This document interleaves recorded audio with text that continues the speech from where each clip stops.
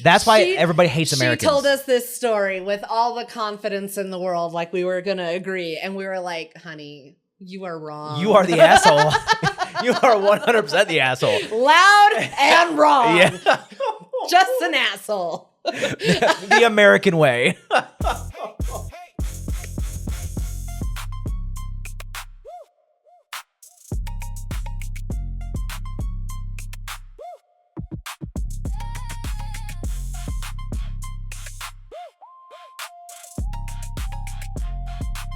Hello, everybody.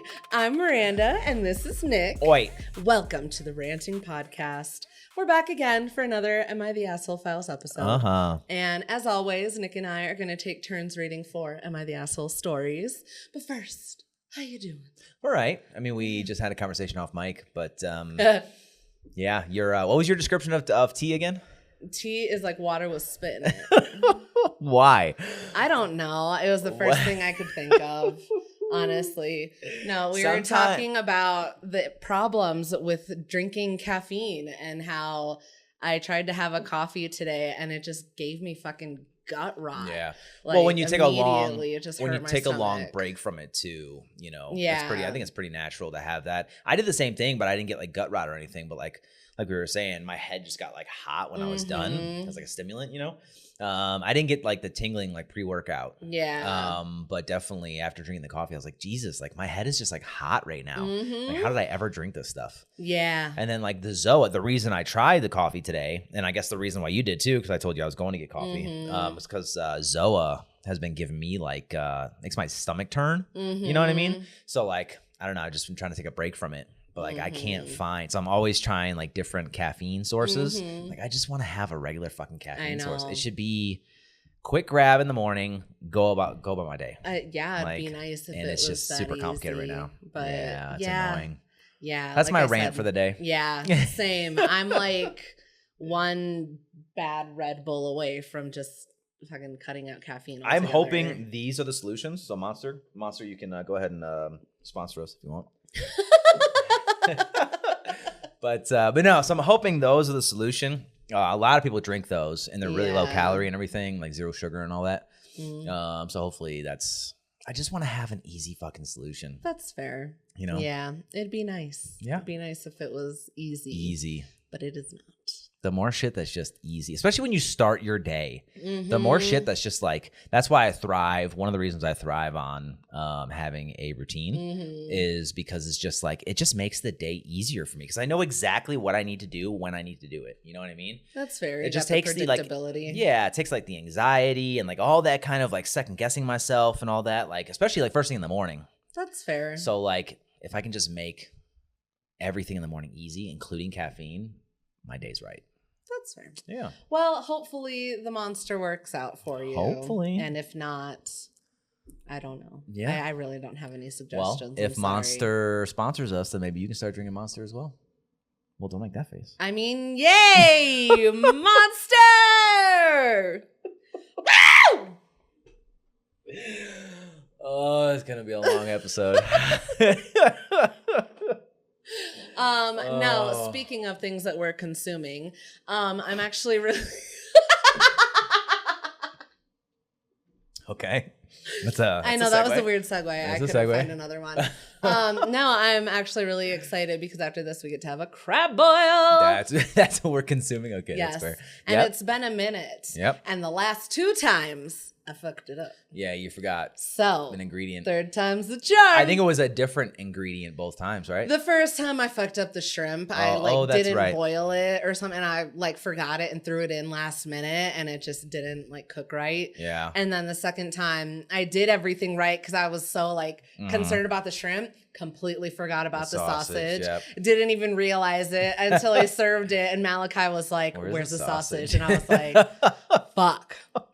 I knew immediately as soon as he said that. I was like, I know I fucked up. That's so funny. Yeah. So I guess for context, the reason we're doing, the whole crab oil thing came from, it's usually like a New Year's tradition for us. Yeah. I just make it like a special. But obviously it's not New Year's right now. But our oldest birthday is this week and he requested it. So. Yep. So we're now doing a crab boil. We're doing it. I'm going to get it right. and it's going to be delicious. And I can't wait to be up to my elbows in crab. Yeah. Nom, nom, nom, nom, nom. It's so messy. But I love how we do it because we put the... yeah, just cover the table in the tablecloth. Tablecloth, and then when we're done, just wrap it all up. Yep. And then as you break apart the crab, you can just put it on the table because it's on the tablecloth. And then, like you said, you just wrap everything up and throw it all away. But I think we got like, 4 pounds of crab. There's like... I almost got 2 pounds of shrimp. I'm not gonna lie. I sat there and like stared at the crab because it was like half off at Sam's. Oh. And I was like, crab's expensive too. I know. I was like, normally it's like $50. Okay, I guess it wasn't like half off. But yeah, it was like $30 a bag. And I was about to be like, yeah, it's normally not that cheap. Maybe I'll just get another 2 pounds. And I was like, okay, don't be a glutton. Yeah, we don't have space for that. Well, I guess we could find space. I put everything down here. Yeah. But yeah. But then we don't know the next time we're supposed to have crab oil is New Year's. I know. And it's July. Just have another one tomorrow. Well, I think that was all that I had that I wanted to talk about. Oh, did you want to say anything about the Ren-Fest? So no, this is our second Renaissance festival. Yeah, that was fair, but I guess it's festival. It's festival. Yeah. I keep saying fair. Yeah, but the Renaissance festival. That's our second one. The first one we went to was in Kansas before we moved to Germany. And then the second one was here, and it was pretty big. Like there was massive. The parking lots, like the parking areas, there was just like thousands, literally thousands of cars in different parking lots surrounding this thing. So I looked it up, and I guess this one's in it's Larkspur, right? Larkspur, Colorado, which is just north of the Springs. And small town, really small town. Like their main street is just like a bar. Couple of houses. It looks really small. I wonder if it's just more spread out too. Yeah, but maybe. Yeah, like hilly and a lot of trees and stuff. But yeah, they had this huge festival, this huge Renaissance festival there. Massive. And yeah, the parking lots were, I mean, there was literally, like, not even exaggerating, there was thousands of cars. So while we were there, I Googled it while you guys were looking at something. I think you were doing the what was it, the petting zoo the petting something zoo, like that. okay. But I looked it up, and I guess they average. This came from KKTV, which is like the local news here in the Springs. But I guess normal years, they get like 12,000 people a weekend. Holy shit. This year, they're averaging 14,000. Wow. I believe it. Which is 100%. Insane. And that's not like total. That's a weekend. Yeah. Well, it's only open, I think, on Saturdays is what it said on the website. So yeah, I mean, I can only imagine because it was packed when we went. Like there were so many people. I was not expecting it to be as big as it. Like I looked at the map, and I mean, I have no concept of measurement. So I looked at the map and I was like, oh my God, that's big. But like, oh my God. To be fair, it's not, and not to talk shit on that. If you haven't been there, if you're local or if you ever come to the Springs, whatever, or this area, I would definitely recommend doing it. Oh, yeah. But I will say, and this isn't to shit on the Renaissance Festival or anything, but their map is less than ideal. Oh, yeah. It was really hard to figure out where we were going. There's no logical, and I read maps for a living for 10 years. Everything's just kind of like in this general area is where this is. And then in this general area, like there's not any really clear pathways or anything. There is no paths. And so it's just like buildings. Yeah. And then like there's icons. And I'm like, well, hold on, wait a minute. Too. So we're just walking around and we're like, okay, well, maybe if we go up this way, it'll loop around. And we'd get all the way to the top and it was a dead end. And we're like, I can navigate and read a map like a motherfucker, being in artillery for 10 years. That was my job. I had to know everything about a map. Yeah. This is not a map. No. This is just like a clusterfuck on a piece of paper. Yeah. And like, in this general area, we have these things. And I'm like, but wait, that's why so like every little bit I would like see something and I'd be like, wait, I think I saw that on the map. And I'd like stop and be like, okay, I think this is that. We're here. And it's chaotic too, because like it's not a logical, it's not like a city, right? Yeah. A city that has like grid, I guess grid roads, whatever you want to call that. Grid lines or whatever. Yeah. So it's very easy to navigate, right? Here, it's like you could have like 6 different directions from where you're currently standing. Yes. And then you have this map that's just like, oh, in this general area, we have this stuff. Well, how do I get to the other side? I know. You just have to go. And then we ran into a dead end. a few, like 4 multiple times. Yeah. We're like, oh, I guess this isn't the way. Well, that's why it just got to a point where like when Malachi would be like, oh, I want to do this thing, I was like, do it now because I don't know how to get back here. That was very frustrating because I don't get lost. Yeah. I don't get lost. And I ran into a dead end 4 times and I'm like, what the fuck? I know. I was like, how does this keep happening? Yeah. Oh my God. But because it was so hilly, like you can't see super far ahead. Mm-hmm. And then not to mention like all the people as well. So there would be times that I'm like trying to look around, like through people and around people because, you know, I have you guys behind me and I'm like, well, we have this big ass wagon. Let me try not to navigate us into another fucking dead end. Happened anyway. Yeah. But yeah, and then you were like, well, you should take the map because you can read it. And I was like, this isn't a fucking logical map. Like there's no roads, there's nothing. There's just in this general area we have this. I know at like, one point I was just looking at it and I was like, I can't do this anymore. I was so frustrated because like, again, it was minus all the shit talk. It was it's an incredible place. It is. But I will say though, that if you have young kids, it's kind of hard, especially when you have the, it's just a wagon, right? What do you call those? Yeah, we just had a wagon. We have like an semi-off-road wagon where it has it's like a wonder wagon. Yeah, so it's like a big wagon for our youngest to sit in, and then we can like store a bunch of stuff. It's this huge wagon. Yeah. And this whole thing is very hilly, and none of its pathways. It's not like concrete or cement, or it's all just dirt. Mm-hmm. And then it's just very hard. It was hard. And then like even with the wagon was like, I know, my forearms were fucking working. And even like when you said that we needed to leave it in the car, I was like, that'd be ideal, but we're parked so far away. Yeah. Like I fucking knew that by the time we got to the entrance, he was going to be asking to be carried. It would have been Comic-Con Fan Expo, Denver Fan Expo when I took Malachi, our oldest, the first time. Mm-hmm. And all we did was drive up there. And I had like a 10-hour fucking day plan for this, ending with the lightsaber battles at the end of the day at like 8 o'clock at night. I had a full fucking day. Yep. And we walk up to the convention center, downtown Denver. And as soon as we cross the fucking threshold into the actual like auditorium thing where everything is, the moment Malachi's foot hits the fucking concrete, he's like, my feet hurt. Yep. I was like, we haven't even started. Yep. Like, you motherfucker. I know. So like that would have been, and that's why I didn't push back on the the wagon, leaving the wagon. Yeah. Because like it made sense. Yeah. Because like that was a long walk. I'm not carrying him. The parking lots are so big and there's so many people that they actually have a shuttle to take you to the front gate because it's just so big. Yeah. But yeah, it was a pretty incredible experience. It was a lot of fun. It would have been a lot better doing it as like a couple.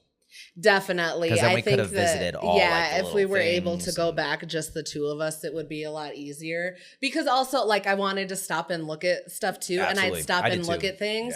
Yeah. But I'd be like looking at stuff and I'd constantly have to be like, where are you? What are you doing? Where are you at? Or like they'd go to a different shop or something and I'm like, where the fuck did you go? And that's one thing too, that if you lose a little one like Nija. Yeah. If we were to lose Nija in that huge crowd, and somebody did when we were walking around. They were like, "Hey, we have a little girl. She lost her dad, and da da da." And like they did a great job of it. That they were like describing her and all this stuff. So like everybody was kind of working together trying to do it. But I was just like, you would be able to hear me across the whole fucking festival if I couldn't 100%. Find my kid. But like, I'm screaming. But so yeah, I mean, if they're walking around though, like if they don't know, our kids know to stay put. Yeah. Right? But like, you know, if kids can get distracted. Exactly. That's what I was going to say. Like, it's very easy. Could easily just like walk. Yeah. And then like, because the huge crowds, like there's no telling where they could be. Yeah. You know what I mean? Well, because it was so easy to get turned around there too. But then that's why when we went over to the petting zoo, like Malachi wanted to go feed the animals and I just wanted to play in the playground. They both kept wanting to like do separate things. And I was like, hey, just so we're clear, we came in here together. We will be leaving here together. Do not leave this area without me. I'm not leaving without you. Yep, so exactly. As long as we say that everywhere. Exactly. But it's a lot easier like that. It was significantly less crowded than the rest of the Ren-fair with everybody else walking around. So it was a lot easier to manage with that. But yeah, it definitely, there were some parts where I was like, this is overwhelming a little bit, but it was still a really fun experience. I would love to go back because they even had like so actually a couple episodes. See the jousting. Yeah, a couple episodes ago we covered our vacation. Yeah, we went to medieval times and saw the jousting there exactly, too. and that was a lot of fun. And I wanted to see that again. And like the crowd that showed up, we were 30 minutes early, and you guys broke off to go to the petting zoo, and I stayed there. And I was like, I'm just gonna chill here because I had your I think I had your purse. Or you I had the wagon. I had a bunch of stuff. You had like everything. So I just I stayed with the wagon and everything, and then people just started like flooding. Yeah, when you came over to the zoo and everything, arena. And then I like looked over, I couldn't even see where we had been standing anymore. There's so many people came in. But it'd be very cool to check that out. You know. Yeah. But it was also it was really hot. It got very, very, very hot. But I will say, I broke out the umbrella. Right there. If you ever do something like this, take an umbrella. Yeah. Because it may look a little I don't give a fuck how weird it looks. May look a little suspicious. I used to think that when we first moved here. I used to be like, that's a little like dramatic, don't you think? No. That sun. Not at all. After living here and like spending some time outside and stuff, I'm about to take a fucking umbrella with me everywhere. I mean, rain or shine, especially shine, honestly. Yeah, 100%. I feel like I'm more likely to use the umbrella in the sun than I am in the rain. That shade is everything. Yes. Everything. And it makes the experience so much better because like you had said it, like you just felt like a piece of bacon. Yes. You know, and like if you're out there like at a Ren-fair or Ren festival and you're enjoying, like there was this guy that was like he was doing the bit where the sword swallowing. Yeah. Oh my God, that was nuts. Yeah, that was pretty crazy. And then he had a little girl come up and he like put it down his throat and then he bent over and then she pulled it out of his throat and everything and the crowd went nuts. Like when you're trying to enjoy stuff like this, you don't want to be miserable. No. Just cooking in the sun. No, and then like the whole, like I was wearing that kind of like a backless shirt. So we were standing there and like for a minute it was shaded and I was like, oh, this is nice. And then the sun came out and like my back, I was just like, oh my God. Like I felt like I was almost starting to blister. You can't enjoy anything. So like it may look weird you holding an umbrella there, but like when you look around, others are doing the same thing. Yeah. And it's like, see, this is... Yeah, definitely. And you can't cover the entire Ren festival. No. The place is massive. No, they did a good job with like working it in around the trees and everything. And they have like the shade and stuff in there. But I mean, the sun is the sun. Yeah, there's nothing you can do about it. Yeah. But yeah. It was a lot of fun. I definitely want to go back. Just do it better, you know? That's fair. And definitely, I think that the next time I'm going to splurge for the VIP parking. I forgot about it actually because the first time when we went there, when we were about to go and it started raining like right as we pulled up. So we were just like, well, fuck that. I had seen the VIP parking then and I actually forgot all about it yesterday. But yeah, I think next time I'm just going to splurge on that because it's like right outside and then maybe we won't have to take the wagon. I will say though, any listeners that are interested in something like this, especially the one at Larkspur, if you don't have like what we had, the big wagon or kids or anything like that, you don't have to splurge on the VIP parking. It just worked out better for us because we had the big ass wagon. Exactly. Like I said, they had that shuttle. Yeah, it's just because his legs are still just so short. Oh yeah, that's so. Exactly. Like and those hills, if he would have been able to make it, I absolutely would have left the wagon. But I was like, we're about to spend all this money on these tickets. I don't want this to be miserable. So just take the fucking wagon. And another thing too, I mean, you can't really plan for it this year, obviously, but if you're interested in like next year, if you're in town or if you're local, July 4th, they actually have Veterans Appreciation or whatever it was. Yeah, I think that's when it's the BOGO, and then that's also the kids free weekend. Yeah, too. So that's a huge weekend. So I'm sure that those numbers are even higher. Oh yeah, but definitely. You save some money. You know what I mean? We didn't get to do that, which is fine. But no, but it's cool that they offer that. Yeah, so. I think that they have different deals on like. They do different weekends and stuff, but you can check it out on the website. Yeah. But still, it was definitely a good time. I would go again. If we do go again, when we go again, I'm going to say when. Yeah. I want to dress up because that looks like fun. And also, yeah, like that's exactly. I know you've never been there, but I've been to the Fan Expo, which is like Comic-Con, here in the Springs. Then I've been to the Denver one 2 or 3 times. I want to go to the one in San Diego. But anyways, the point is that this is basically a medieval Comic-Con, right? Yeah. It's like everybody is, when you go to Comic-Con or Fan Expo, it's the same thing. Everybody, I would argue that less people are dressed up at Comic-Con. Probably. Because like everybody at the Ren-fair. Almost everybody. Single person there was dressed up. I almost felt out of place because I wasn't dressed up. Yeah. The first person that we ran into, well, the second person we ran into, we walked up, purchased the tickets, and then we walked in, and we had to give the person that was like walked through the arch, and the person that I handed our tickets to, she was like in character. Oh yeah, they do and like the full thing with like the old timey, like old English and stuff like that. I was like, I'm not gonna respond, and I'm not. If I was well versed, I would. Yeah, exactly. But let me channel my inner Shakespeare. It would be very cool to do that. And I think the difference is why more people, in my opinion, more people are dressed up and like in character and stuff like that is because there is like there's just more theme. Freedom there too. Yeah. Yeah, but there's a theme. Like it's medieval times, right? So not everybody, but a lot of people are speaking that way. Yeah, but that's what I'm saying. It's like that kind of puts it into like character. The freedom to have that whimsy. Because there was people that like were dressed as like the bar wenches, and there were people dressed as Shrek, and then there were fairies, and like everybody. I was like, I want to dress up too. Yeah. And then I saw people exchanging trinkets, and I was like, I saw that. I'm gonna buy a bunch of trinkets.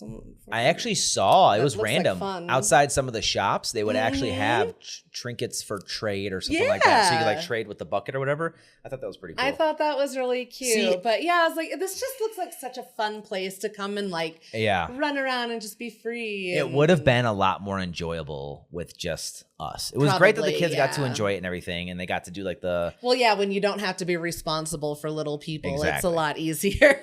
But like, so like Malachi did like the trampoline thing, and then there was the maze and all that. But like that maze was a bitch. To really appreciate like all of it though, the little shops and all that kind of stuff. I could have spent significantly more time looking at every single shop. Yeah. So I would absolutely go. And it's cool because you can actually build just the 2 of us, or even with them too. I don't even care. You could absolutely build an entire like get up just by going. It's gonna be fucking expensive. Oh yeah. But nah, it's okay. Pretzels were so it was kind of fucking crazy. Around I don't know if you guys saw, they were doing this around the whole venue, I guess you could call it. But outside of the jousting, I don't know what you would call that, but the jousting, arena. The little arena, right, where it's like the wood fence that goes around it and the sand and everything. So around that is where everybody was, I guess, collecting. They were all just like gathering, and waiting for the thing to start. And there was these people, I don't know what you would call them in old times, but they're like I know they were like selling stuff. So they had like this big steak. I saw that. They had pretzels on the end. Yeah.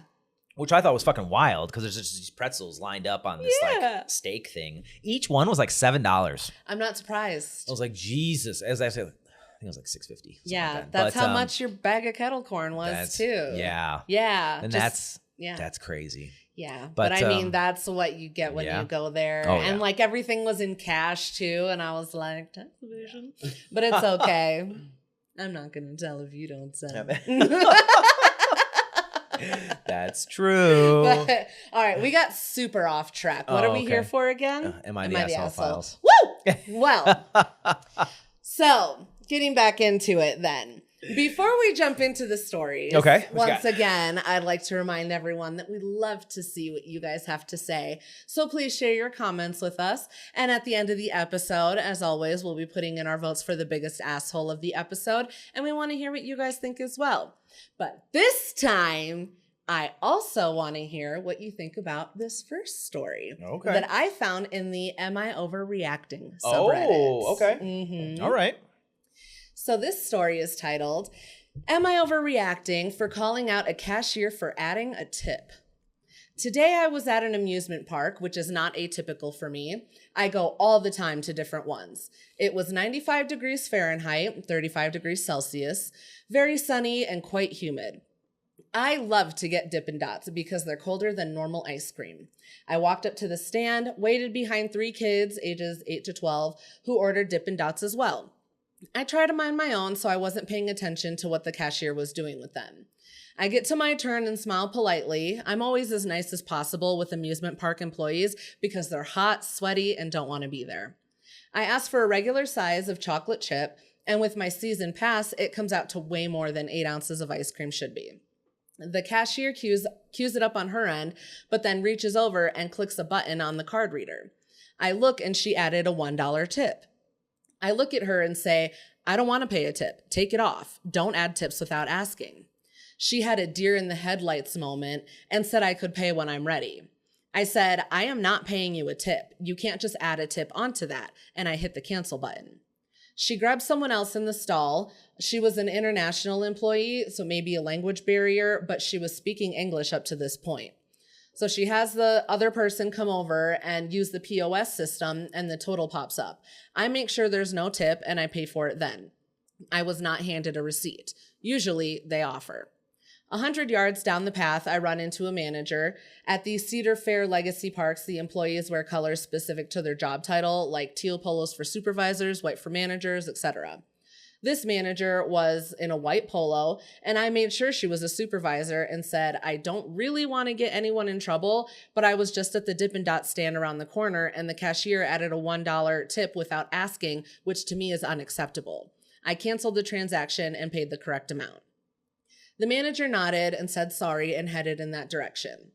Personally, in my eyes, adding a tip sneakily like that is no different than reaching into my wallet and taking $1 out for yourself. You didn't ask for it. You didn't really do that much for it. Scooping Dippin' Dots is pretty easy work. It takes about as much effort as scooping dry cat litter. I tip when people do something for me. Waiters at a restaurant, the barber, the bud tender at my local dispensary who lets me know what products suck, and they never ask. 2 of those examples aren't expected like the waitresses are, since restaurants don't pay them very much. So again, am I overreacting for calling out a cashier for adding a tip? This is in the States? I think so. I mean, not that it fucking matters. I was just curious. Absolutely not. You're definitely not overreacting because that's not like a common practice. I have never seen that. Nobody ever reaches over. I've never seen that either. I have seen it, but it's like to like help me like to cancel something. Yeah, or they'll be just ignore that and they put no tip. That's the only time anybody's ever reached over the thing. They don't just automatically give themselves a $1 tip. Yeah. That's not how this fucking works. Mm-hmm. I will say though, this is a much deeper conversation, especially for in the States. Mm-hmm. I know not all of our listeners are from the States, but you're probably familiar with the ridiculous. It's insane. Yeah, tipping culture in the States is fucking insane. It has gotten out of control. I think OP is nails it right on the head by saying exactly what they said about tipping people that go kind of above and beyond. Mm-hmm. So like if you're just doing your job, you're getting paid for that. That's what I do too. Right. That's really the philosophy that I've taken. I think that we talked about tipping a while back, but I mean, yeah, my stance is still the same that if you're doing something extra, then I'll tip for it. But if all you're doing is your job like this, it's over the fucking counter or across the stand, whatever. All you're doing is scooping it and handing it to me. And also that's your job. Your salary, I don't dictate your salary. That's not what you have, right? That's not what this is, right? You handle that shit. If you don't like your fucking salary, how much you're being paid, you can change jobs just like everybody else, right? You're not just going to automatically be like, oh, I want $1 more from you. Exactly. Yeah, that's my thing too. Is like I don't feel like it's my responsibility to make up the difference if the employer isn't paying correctly. I'm not saying I agree with it. I'm just saying I'm not going to bear that burden. No. So, and I will say too that like, and this is just me personally, I know a lot of people, this conversation, I've seen it go multiple fucking directions. Oh, yeah. For me, I always tip. Generally speaking, right? Like if rounding up, something like that. I guess. You know what I mean? The only time that I don't is like when you're there and you're like, no, it's fine, right? And I've seen both sides. I don't tip out of... And I know, and I completely, I agree with both of it, right? But like if you're, in my opinion, if you're doing well, if you're making good money, right? You're not struggling, whatever, right? Mm-hmm. I don't see a problem why I can't throw you $1, right? Or like round up or whatever, especially if it's like to a foundation. Who knows where it's going? I know.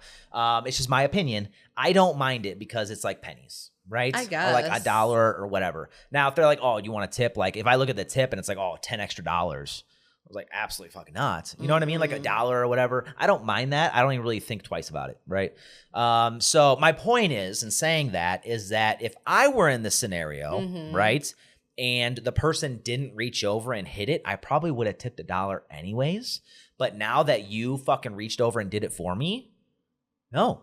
Absolutely fucking not. That's you're not getting fair, $1. I guess. You know what I mean? Yeah, just for the principle. Exactly. Because now you're telling me that it's expected, or like you're giving me $1. Well, now you got me all the way fucked up, Chief. Exactly. You know what I mean? Like, no, actually not. So that's kind of the difference with me personally. But I can appreciate everybody, well, most other people's outlook on their opinion on the tipping culture, especially in the States. Now, I will say that this conversation goes way left.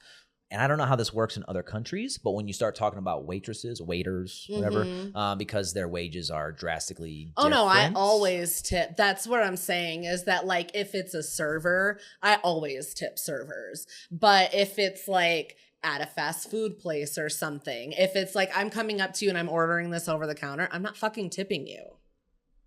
I will say though too is that like with, waiters, waitresses, servers, whatever, that makes more sense because like they're bringing the food out, they're filling my drink, they're giving me refills, they're picking up the food. Like, to me, there's a drastic difference between like obviously a good waiter and a bad waiter. But my point is that they're both doing their job, right? So like you could argue that they both deserve a tip. Neither one deserve a tip, right? Per the definition that we just said earlier, because you're doing your job, right? I mean, but my point is that we've seen it time and time again, especially a specific restaurant that we've gone to before. You either get really good service or you never see your fucking waiter. And I tip right? accordingly. Exactly. That's how it should be, right? But I think that's the difference with like that field, I guess, is that they both deserve a tip because of their wages, but like there's a clear line between good service and bad service. I mean, you know what I mean? Whereas like with like this scenario where this what is it, Dippin' Dots or whatever? Yeah, it was just a stand. You can't really give me outstanding service, or you know what I mean? Like, well, yeah, that's what I'm saying, is that like I feel like it's different with servers because it's like a continued over like an hour. The course of a meal. Yeah, right. It's over the course of the whole meal. That's fair. If it's just the one interaction where I'm at fucking McDonald's or something and I come up and I place my order and you're like, oh, it's just going to ask you a question. No, I'm not fucking tipping you. What are you talking about? Give me my fries. What do they say? Put the fries in the bag. God, the fuck? Tip. Eat my ass. Put the fries in the bag. Yes. Oh, yes. God. Okay. So, okay. All right. I understand both sides of it. I understand completely. I don't mind. I always round up, right? I always round up or like donate $1 or whatever, right? Just because like but it's like the same with like, not to get too off topic, but it's like the same with like homeless, right? Okay. It's like if I have some cash on me, I will, right? Even though it may not be spent. I don't think that's the same, but yeah. It won't be spent it may not be spent in a good way or what they say they're going to use it for, right? But it's kind of like that, right? Where it's like, if I can do some good, I'm going to, right? I guess I just don't. My thing is like, I definitely used to be like, oh yeah, I'll throw a tip to everybody until I realized I was tipping fucking everybody and their dog. And not all of you need a tip. That's true. That's fair. So no, I've gotten to be a lot more critical about it. To go along that point, you're absolutely 1,000% not wrong, because there's a lot of these donations. We're not going to get into specifics, tax evasion right there, right? Specifics or anything like that. But there are a lot of places that you can donate to, especially even in the military. And they'll show you, there's actually a list that you can see of how much percentage of your donation actually goes towards like what you're donating towards. You know what I mean? Yeah, but most so like places people are not wrong by feeling just that way, because like who are you paying, right? Is this going in the CEO's pocket? Usually. You know what I mean? Or is this going to the worker, or where is this going, right? Usually it's going all the way up. Yep. You know what I mean? So like I completely appreciate where people are coming from on both sides of the fence. Yeah, I mean, especially if I can if it's someone that I like we have a good interaction and I can tip you cash so that I know that it's going to you, or like I'll make sure if I'm paying with my card or something that you get the tip or something like that, then sure, by all means, I'll go out of my way. If I have it, I'll do it. But if it's not like an, great experience or something, like I don't feel like it's another thing that I just worthy. Yeah, that's like fair. A fucked up way to say Another it, thing I just thought of too is that it may be my lack of understanding of how the system works too, because in my mind, so to go off your point of like the cash, right? Tipping in cash. We never tip in cash at like a restaurant, right? But we still put a tip. We always tip, right? That money, we are under the impression that tip goes to that server. So in my mind, when I'm at a different restaurant or whatever establishment you want to talk about, and somebody asks for a tip, in my mind, that tip could be going to you. Yeah. You know what I mean? Because that's how it happens at restaurants. Yeah. Is that true? I don't know. But that's kind of where my mind goes. Yeah, I don't know either, because I mean, truly, I'm sure that servers probably would prefer to just have cash tips, because then you can just like whoop, put it in your pocket or something. Like, I don't know if, that's how it worked when yeah. But yeah, because I don't know, like some places I'm sure they're like, you have to share tips, or I don't know how that works, or like if it comes through a card, then like that there's a cut or whatever their internal rules are. I don't know what that is for each place. So yeah, I mean, I guess technically it probably would be better to tip in cash everywhere, like at every restaurant, but I just don't always have cash on me. So honestly, I had cash on me a lot more often pre-COVID. Yes. Because cash wasn't even allowed in like any establishment. There was a long time they were like everything is cashless. You can't so everything is like touchless. And, I just kind of got used to not carrying cash all the time. I'm really not going to change that. You know what I mean? Yeah. So like, I don't know. I mean, honestly, there's so many times when I do have cash and then I forget about it because I'm not used to having it. 100%. And then I'll like open my wallet and I'm like, oh my God, $20. And then you go to a place like the Ren-fair. Yeah. Where it's nothing but cash. Yeah. And I was like, I need to find an ATM. I can't do anything. Oh, that's so funny. God. But absolutely not, what was it? Not overreacting. Not overreacting. So I will say, I think I said this like a few episodes ago, that somebody said NOR. It's not overreacting. Oh. I found, yes. Okay. It seems so obvious now that I read this, and I was like, duh. I mean, when you have context, it's I know, but like at that one, I was like, what the fuck is NOR? Yeah. I don't know what that means. Like I saw this and it was like right at the top, it said NOR, or I don't know what the other ones were. It had like the same kind of list. Yeah. And I looked at it and I was just like. I feel like each subreddit though has like their own like their own categories and own just everything. Yeah. I just felt so dumb when I looked at it and I was like,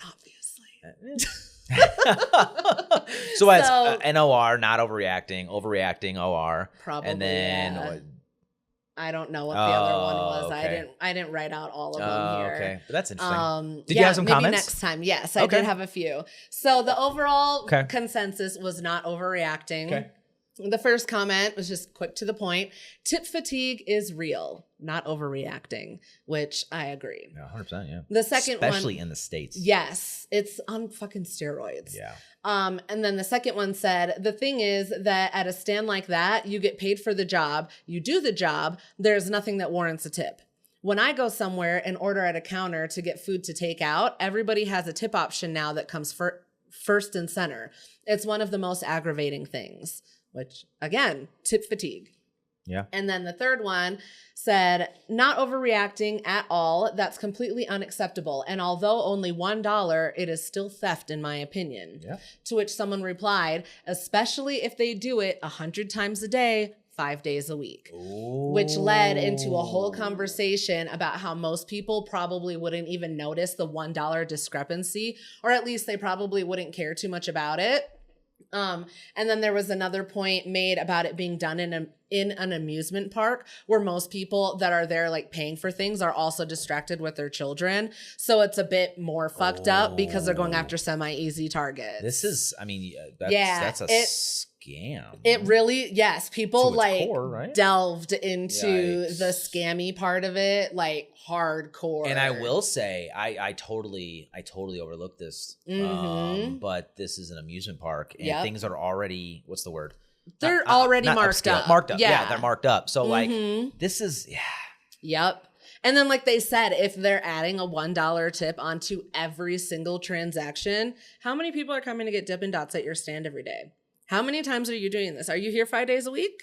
You know what should happen if I was an auditor? Not to stir the pot, but if I was like a journalist and I got wind of this and like I knew a location that was doing it, I would go there and spend the day and just like watch. Go to different well, I guess you could, but I would go to different and actually get like a firsthand thing, you know, and see if like every stand is doing it, because I have an issue believing, and I would be interested to hear what other people thought, but I have an issue believing that it was this one person's idea to do this, especially if that dollar isn't going to you. Why are you doing that? Exactly. I wonder if that's was this part of, did somebody train you to do this? Case in point, I wonder if that manager walked over there and didn't tell them to stop, but to be more discreet or pick your, be it targets? Yeah. You know what I mean? To be, I mean, I would use a less malicious word, but I mean, at the end of the day, at the shit. core of this, I mean, you're essentially,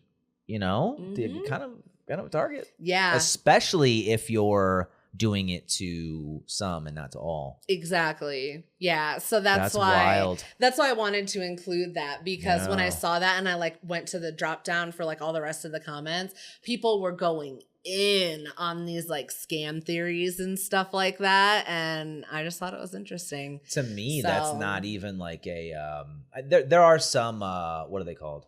What are those theories? The crazy theories? Conspiracy theories. Conspiracy theories. There's a lot where I don't fucking have time. Right? There's so many out there. I believe that this is absolutely a scam happening. This could legit be happening. This isn't like this isn't crazy. No, this is literally just somebody going like this. Yeah. That's it. That's all it takes. And it's so easy. And then like, especially when you think about how like if you're buying something and you're just like, okay, I'm trying to like wrangle the kids, everybody get all your stuff, and then you go look at it and you look at your receipt and go, well, I thought it was this much. That's weird. Anyway, okay. And then you go about your day. How many times is that happening? And then like, even what if it was like 25 cents versus $1? Would you still 100%. You know, even but still theft is theft. And what's crazy too is like if there's like 100,000 transactions, right, going through this park, which I don't think is too crazy, especially for like a big park. I mean, yeah, and if it's hot, people fucking love Dippin' Dots. Well, no, not any of those stands, you know. Not even just the stands. Everywhere within this park, if everybody is under the impression or under the guidance that when they can, you know, just click that button. If, you know, there's 100,000 transactions and 50% of them you're successful in clicking the $1, that's 50,000, right? That's highway robbery. That's 50,000 transactions, right? That's 50%. And $1 per, that's $50,000 that the park just made. Like that absolutely could be happening. And I wouldn't doubt it. That's insane. I mean, I really wouldn't doubt it at all. So if there's any journalists out there, you want a hot story. What was the park name? They didn't say. Oh, okay. Just go find one near you. You did say a park. Oh, they said the Cedar. Yeah. Hold on. A Cedar Fair Legacy Park. Is there one near you? Let us know. Oh, God. I am very interested, though, to see everybody's opinion on this story specifically, because like there's a lot here. Yeah. The scam part of it, and then also just the tipping culture in the States, and then especially like, you know, whatever country you're listening from, what the tipping culture is like by you know? Yeah. I mean, I just, at first, I'm not going to lie, when I first read this one, I was like, this is silly. It's $1. Why are you making a big deal about it? And then I read it again and I was like, I'm fucking stealing $1 from you though. And like every time I read it more and more, I was starting to get irritated for OP. And I was like, I'm just going to use this fucking story because like it evolved from, I'm not even joking. The very first time I read it, I was like, this is ridiculous. And then like, especially when you start going through the comments and stuff, I was like, I'm mad for you. Especially how deep this story could go. Exactly. I'm interested to hear, because I know we have, looking at like the analytics and everything, I know we have a bunch of listeners from Australia. Yeah. And anybody who knows me or is familiar with the show, like Aussies are my fucking favorite people in the world. Yeah. I fucking love them. I'm interested to see what their tipping culture is like. Yeah. You know what I mean? Because like they live...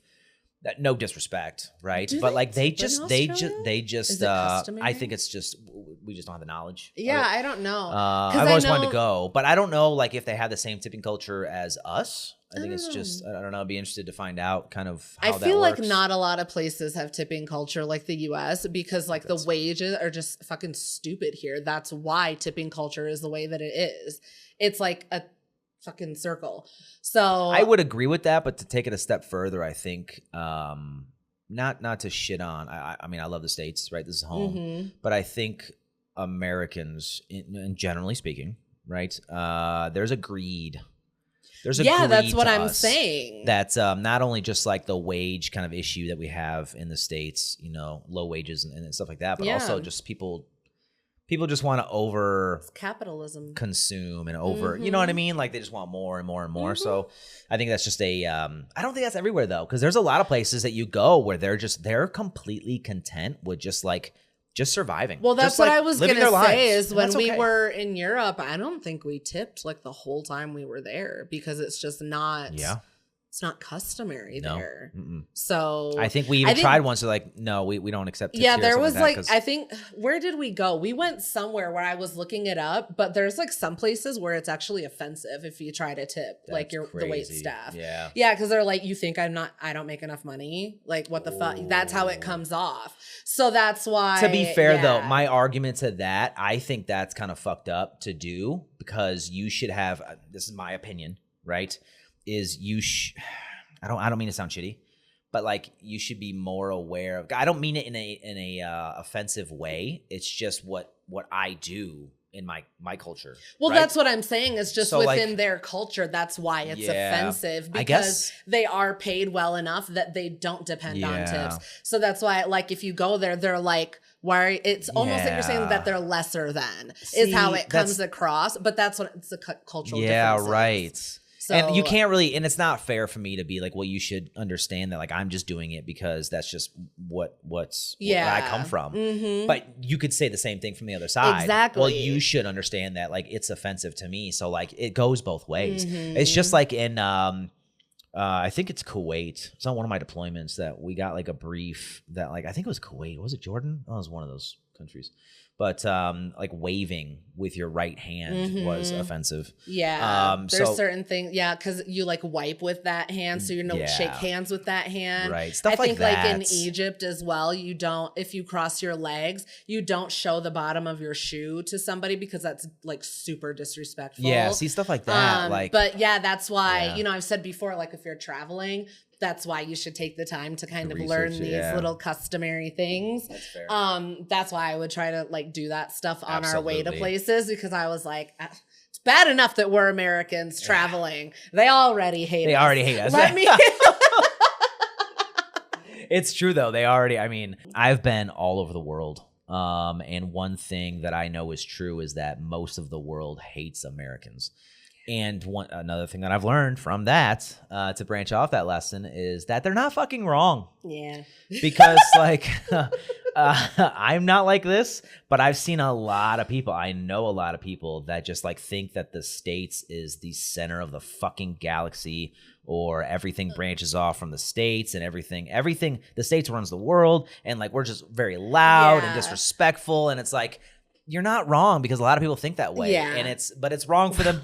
for us to think that, because look at how when it you go, gets encouraged, if you fucking go to other countries, like you learn quick, fast, and in a hurry that like the States is not the center of the fucking galaxy. So still super off topic. But I just saw, well, not off topic of this, but off topic of what we're doing. Okay. But I just saw a video of a lady on a beach in Mexico, like freaking out at a mariachi band because they were playing music. And she was like, I don't want to hear any more music. Stop playing music. And then they turned around and started following her when she walked away. Yes.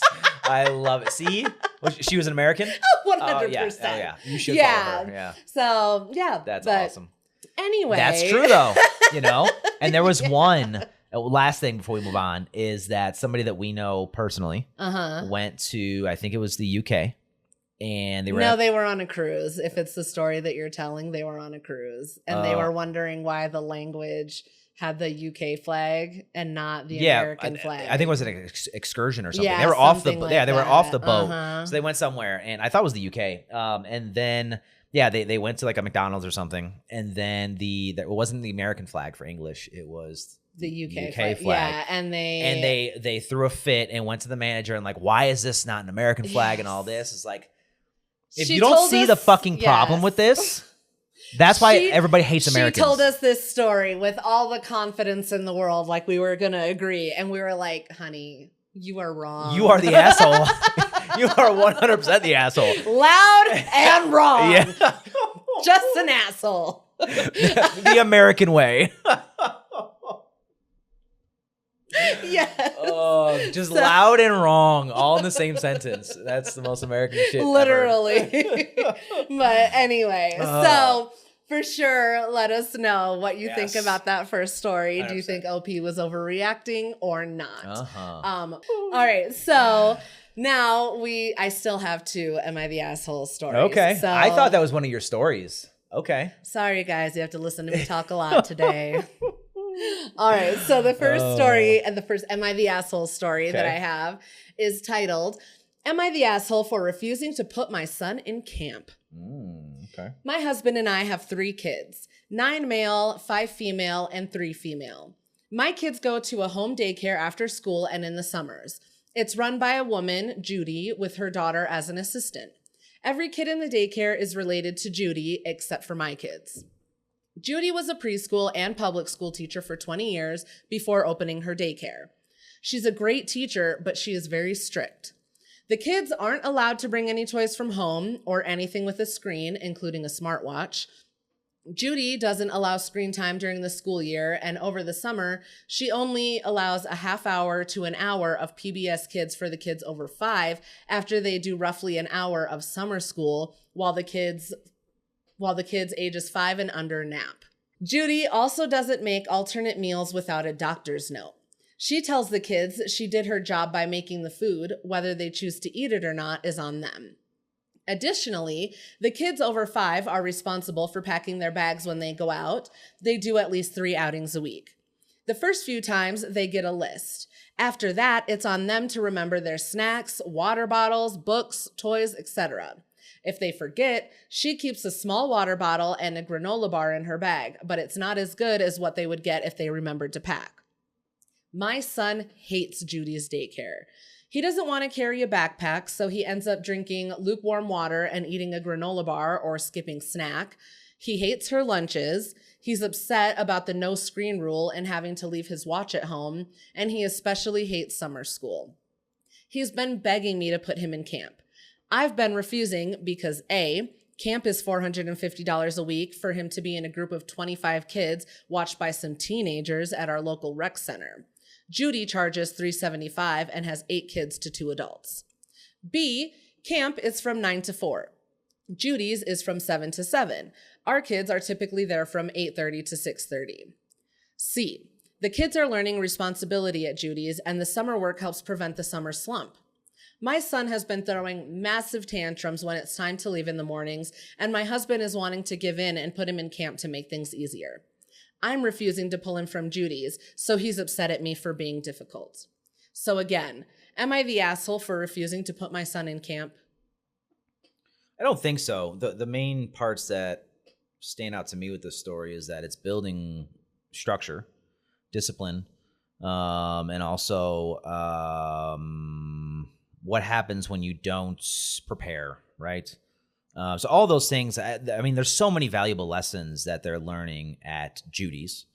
But I'm wondering if there's like I wonder if you can meet in the middle, because I understand where the mom, the OP is coming from, but if the dad also has an input, that's always kind of where I try to find the balance, because if you were to reverse it, right, and the dad were to have a strong feeling like OP does, and then just doesn't listen to the wife, like, no, veto, right? That's not a partnership, right? And that's just that could build resentment or whatever. But I don't think OP's wrong, because there's a lot of structure that's coming along with this. But I wonder if there's a split that you can do to where like he can go to camp like during the summers, and then the rest, or like, I don't know, like some kind of split. Yeah. And there's certain days where like he can go to camp so he can get that, and then he still gets the structure from Judy's.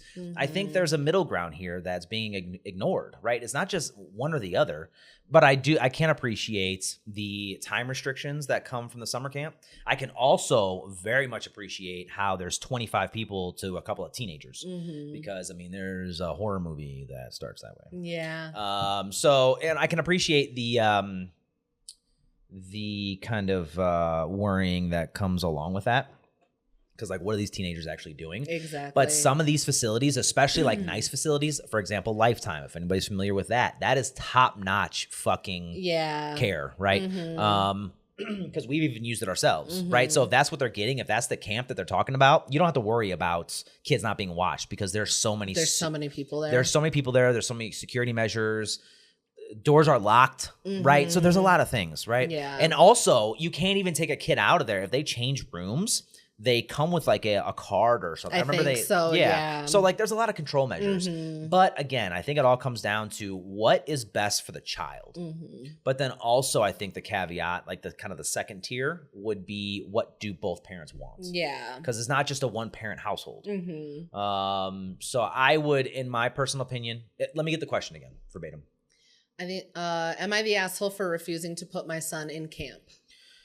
I'm 50-50. I'm sure the comments are going to light me up for it. I don't give a fuck. But I'm 50-50 on you being the asshole for it, because I think it's not, again, this is just another one of those fucking stories that's not so black and white, where it's not just yes or no, right? There's a middle ground here that can be met. And I think it should be met. I think you should find a balance. Like, say, like, okay, for my schedule, my Fridays are significantly more flexible. In that situation, what I would do is that Monday through Thursday, since it works better for both of our schedules, Judy's. Yeah. Because it works great and he's getting that structure. But then, you know what? Since you want to go to camp, why don't we just let you go to camp on Fridays and we'll make it work with our schedule? Something like that. Yeah. You know what I mean? Yeah. I think you just flat out saying, I refuse to do this, and your spouse is kind of requesting it. I think that's a mistake. Because it's not a fucking this is not a one parent household. I have an equal say just as you do. And I think there's a middle ground that can be found. So if there's no middle ground that OP is willing to give, then I think you are kind of the asshole, because you're not even entertaining the conversation. You're just like, I'm the more important parent and this is what we're going to do. Well, what do you think about the fact that the kid just doesn't want to go to Judy's anymore? That's not so much a factor for me personally. Because a lot of kids want to spend their summers just in front of the TVs, playing video games, doing whatever they want. They don't want to build that structure. But I think OP has a great point that, like, all of the lessons that are coming, from Judy's are great. She sounds like a very much older kind of old school. That kind of, old school generation, kind of like, my way or the highway kind of thing. And like, great lessons come from that, right? I can see why a kid wouldn't like that, because that's kind of like living with grandma for the summer or whatever, But again, the lessons that you're learning from this are like the cause and effect. Yeah. Right? I love the cause and effect coming from Judy, because if you don't pack accordingly, you're going to suffer from that cause and effect. And I think a lot of kids, all kids, really need that. So I think she's and the limited screen time. I wouldn't allow the watch thing. For me, because then that's something that doesn't sit right with me as a parent. That would be a no. That would be a no-go for me. Yeah. Because it gives me a warm and fuzzy to know. It's 2026, Judy. Yeah, I'd be like, I'm still going to have some way to contact my kid. Calm the fuck down, right? So, like, I am still, especially if they're old enough to have, like, so, like, for example, when we were in Germany, we had these, the watch for our oldest when he wanted to start branching out, going to the park and all that kind of stuff. Yeah, when he wanted to go out with his friends and run around. We're still in a fucking foreign country, right? We're still, we're on the economy. So like we're not on a military base. We still made sure that we had a way to contact him and everything. That's the thing that like, if there's an emergency, or especially if you're going on hikes and all this other stuff, my child is going to. I'm not having a conversation with you, Judy. I'm telling you, my child is going to be able to contact me and vice versa. So like even with the watch, look, it's 2026. All right. We share our locations with each other. Right. And that's really just for safety stuff. Right. So like if I get a call from Judy and she's like, you know, she doesn't know where the fuck my kid is because they're on a hike in the middle of the woods. Yeah. I might be able to track my kid and help. Right. You know what I mean? Yeah. So like there's stuff like that where I would be, there's things that I agree with. Most of the things that Judy's doing, I agree with. But at the same time, you know, I don't know. There's like I said, it all comes back down to there is a middle ground here where the majority of the time can be spent at Judy's. And then there is some, I would think that there would be some time where he can enjoy the summer camp that he wants to. So given what we have in the post, what would your verdict be? Let me get the question one more time.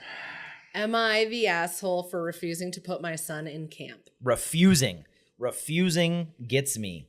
I don't like that because the other half of the relationship wants it to happen and you are refusing. And so does the kid. And so, well, yeah, that is a factor. I do agree, but it's less of a factor than your husband wanting to make this happen. Now, I do understand that he wants to do it because it's easier, which isn't always the right way. But I don't think you need to subject the child to Judy's kind of boot camp. Yeah. For the entire summer. He can have fun with his summer at camp. Especially if all of his friends are going to that summer camp and he's the only one going to Judy's, I would be mad too. So I vote.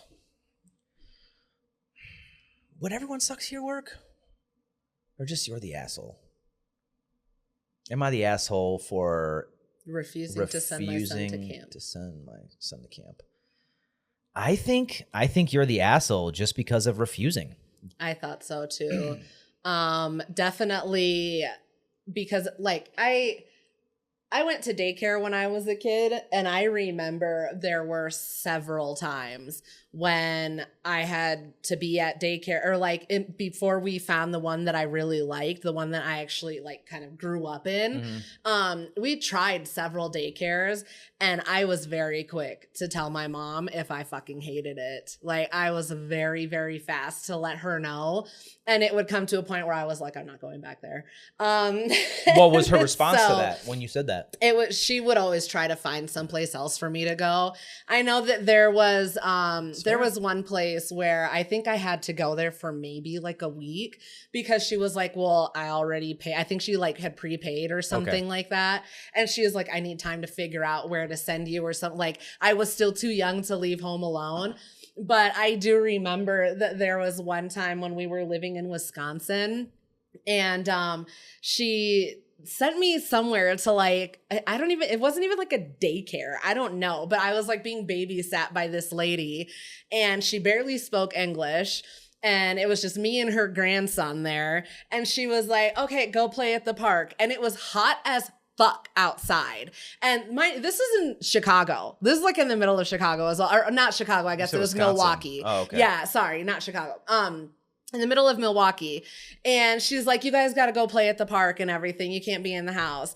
And so we had to go and sit at the park. It's hot as fuck outside. Jeez. There was no shade anywhere. When we got inside, she served us old as fuck watermelon. When my mom picked me up, I was like, I'm never coming back here again. And that was the last time I ever went to daycare. After that, I was like, I'm staying home. I'm not doing this shit. And I think I was about the same age as this kid. So and I know things aren't the same. same now as they were then. But when I was his age, I was absolutely like, I'm just going to stay home by myself. Yeah. But I think, but even like besides that point right there that you just made, everything else though, I think directly, I guess, correlates to this story because like, but not only is your other half, your fucking partner saying that I want this to happen, but then also the child, just like you had said, has an input and you're just going to refuse. That's what I was going to say is that's where because my verdict was also you're the asshole, but I definitely took it more from the kid's perspective because like, I never wanted to have to stay somewhere that I hated. Like I vocalized that very quick and very often if I didn't like where I was. So I get where this kid is coming from with being like, I don't want to go there, throwing a fit every day. Obviously, don't let the lesson be that like, oh, because you threw a fit every day, now you get to go to camp. But, you know, I think that it's important to take the kid's perspective into consideration. Maybe even more so than like your own feelings and your husband wanting to just make things easier, because if he's miserable every single day, that's going to like snowball into bigger issues. That's another thing too, is that like 2 out of the 3 people, so say this is just a 3-person household, right? And you're the only one that's saying no. And the other 2 are saying that we want this to happen. Now this is like a dictatorship kind of thing. Like you're the only one that can make decisions. I was in the situation, it wouldn't fucking happen because this is not a dictatorship. This is a partnership and we will come to an agreement. Yes. I mean, I'm not even taking it that way, but yeah, I still think it's it plays not fair into that for though. The kid. Exactly. Yeah. That's what I'm saying is that like again, the word refuse is what kind of teeters, right? So that one side, you're the asshole because like your husband wants it. And just like you had said, the kid wants it too, you know? There's at the very least, there's a middle ground that can be met other than you just saying, no, veto, I don't care about what you 2 want. This is what we're going to do. The fuck it is. Yeah, I would hope that there's some way that you can find like something that works with your schedule, even if like you're able to get Judy to like go pick him up from camp or I don't know, or if there's like a shuttle and they can drop him off at Judy's and then you pick up all the kids together at 7 or whatever the fuck time, 6:30. Exactly. But I can't stand the fucking conversations where it's like it's a non-starter from the jump, because if you really want to make something work, you can. So I want a partnership. I want somebody that's going to be like, okay, we want this. One person wants this or whatever. Then like, okay, we sit down and we go through how do we make it happen, right? And then we make a logical decision to move forward, right? Yeah. Instead of just like, no. Yeah, I would hope that they can find something. Yes. But I do have 3 comments. Okay. What was the overall verdict for Reddit? Asshole. Oh, good. Yeah. Good. With the big, what is it, the flare? Yeah. The asshole flare. So the first comment said, you're the asshole. He's 9, not 5 or 6. Judy's camp sounds targeted at a much younger level than he's at. He's old enough to know when he's miserable and bored. And then number 2 said, put him in camp for heaven's sake. Summer's supposed to be fun. Right? Yes. And number 3 said, you're the asshole. Kids have so little say in their lives. If you can swing it, even for a few weeks, send him to camp. No one deserves to go somewhere they hate every day. I'm not saying to give in to the tantrums, but really try to see it from his perspective and talk it out with him.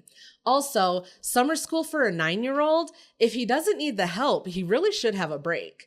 And I agree. Yeah, that's a good point. Yeah, it's summer. Like, I do agree. Like, do some reading, writing, arithmetic. Do a little bit of that every day, but not all day. I think maybe it's just me. Correct me if I'm wrong.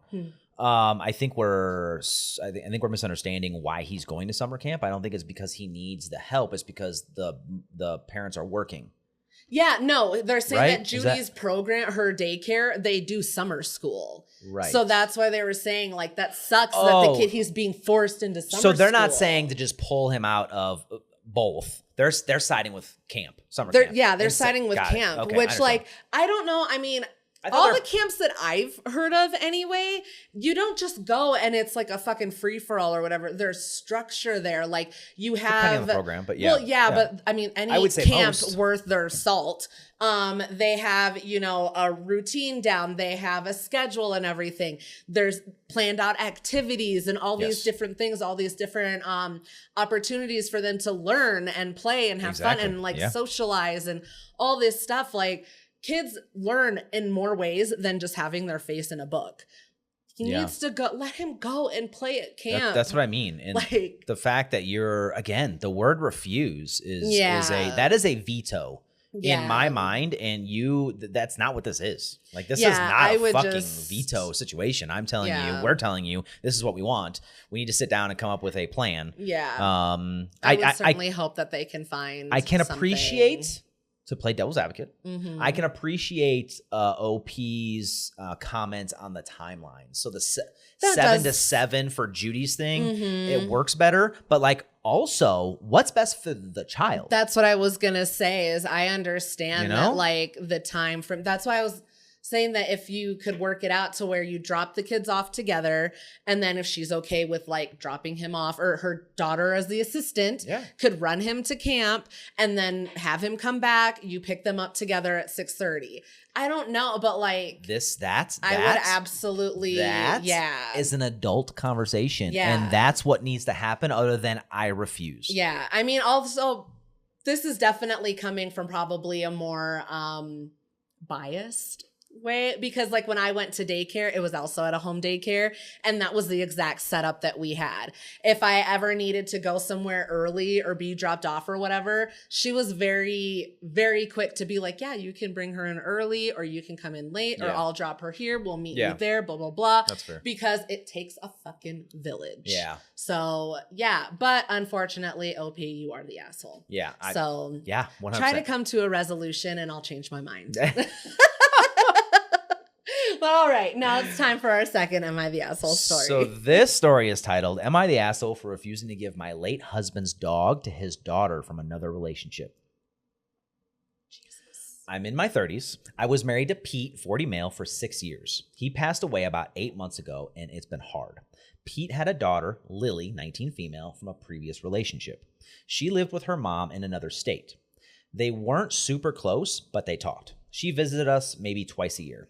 Pete had a dog, Bear, a 7-year-old lab mix.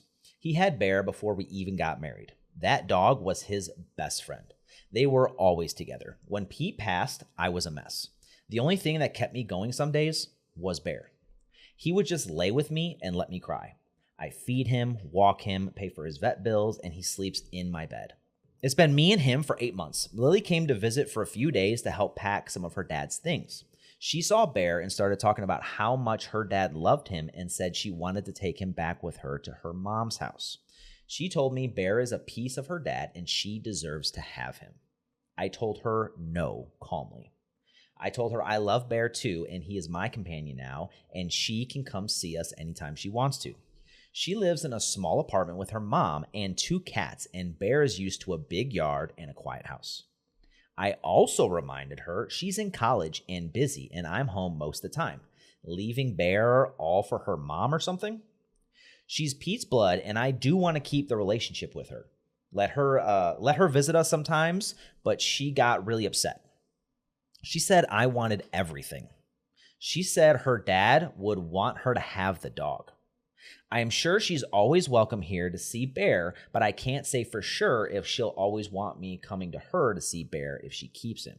Her mom texted me later to talk about it. She said Lily really wants to keep the dog. I feel bad because I know she's grieving too, but I can't imagine losing Bear on top of everything. I feel like it would break me. I also think the dog would be stressed being moved to a new place with cats. He's an old guy. Am I the asshole? Am I just ruining my relationship with my stepdaughter? So the original question again. Am I the asshole for refusing to give my late husband's dog to his daughter from another relationship? Not at all. I agree, especially with that last thing that she said, that like it's just gonna throw Bear into I don't even know what. Like he already lost his primary companion. Like you can't tell me that dogs don't grieve. So then you're going to now take him away from his secondary, now I guess primary companion. And then you're just going to move him to a completely different place. Like, this home probably still smells like Pete. It probably, like, all these things probably still, yes, that's going to be the home that he had with Pete forever. You can't do that. That dog from the story, that dog was his best friend. They were always together. You can't do that. I want to go back to one point, right? She visited us maybe twice a year. No, absolutely not. Just want to throw that out there. You can't. No. That's like taking their child from her. No, no, absolutely not. The way I would no. Like, let me go and update the microchip. I mean, I would have done it a long time ago anyway, but still, like, all these things, let me go and get all my ducks in a row and make sure that every part of this dog has my name attached to him. There's absolutely no way. No. And also, I just want to throw out there, again, the 2 visits a year is what stands out to me the most. And then also, why are we 8 months down the road from the event, from Pete dying, and you're asking this now? Yeah. It took 8 months? Because she saw the dog and got set. It's because you see him right now. That's why you want him. You're going to get back home. You're going to go back to school. You're going to go back to living your normal life. And Pete's just going to be like another piece of furniture in your house, probably. Bear. What did I say? You said Pete. Oh, sorry. That's a different conversation. Sorry. I didn't mean Pete, obviously. Bear will be another piece of furniture in your home. Yes. Sorry. Brain was working faster than my mouth. Yes. I mean, that's a fair point, though. And I don't think, in my opinion, I don't think the love will be the same, because there's an attachment, there's a connection that OP and Bear share, obviously. Yeah. And then that's the not even the stepmom, the what would she be called? Ex-wife. Yeah, I guess. If they were married, Pete's whatever. Ex-wife. Yeah. So I guess the daughter's mom, right? There's no connection there. No, you know not what at I mean? all. Like, what? I don't think that there's really no conversation to be had. I would just say just like that. Like, this is the house that he shared with Pete. There will always be that piece of Pete here that gives Bear comfort. Yeah. And not only is he grieving right now, we're grieving together. And now you're going to take him away. So now he needs to grieve double by himself in a new area. Do you even know if he gets along with cats? You don't know. Like, I don't know. You didn't specify anything about it, but like, how do you know how he's going to do in that home? Yeah. So now he goes from losing everything to having to be in a new home where you don't even know if they're going to get along. It could be a very high stress situation. No, that's not fair. I'm assuming because OP said that Pete had Bear since before they were married. They've been married for 6 years, so that accounts for 6 years, no cats right there. And since Pete didn't bring any cats into the relationship with Bear, I think it's safe to say, generally speaking, that Bear isn't. He's probably content being the only integrated one. Exactly into living with cats. So I think it's fair to say that it would be a very shocking change. Yeah. Well, not only that. I mean, Bear could be fine. Those cats could fucking hate him. Yeah. Again, it's just there's so much that's happened already. Leave him where he is. And again, you only visited 2 times a year. Exactly. That's what I'm saying. It's only because you're looking at him right now and you're reminiscing about your dad. That's the only reason why you want Bear, but you're not going to get him. Do you think, now this isn't the original question, but I do want to come back to the question she asked at the end.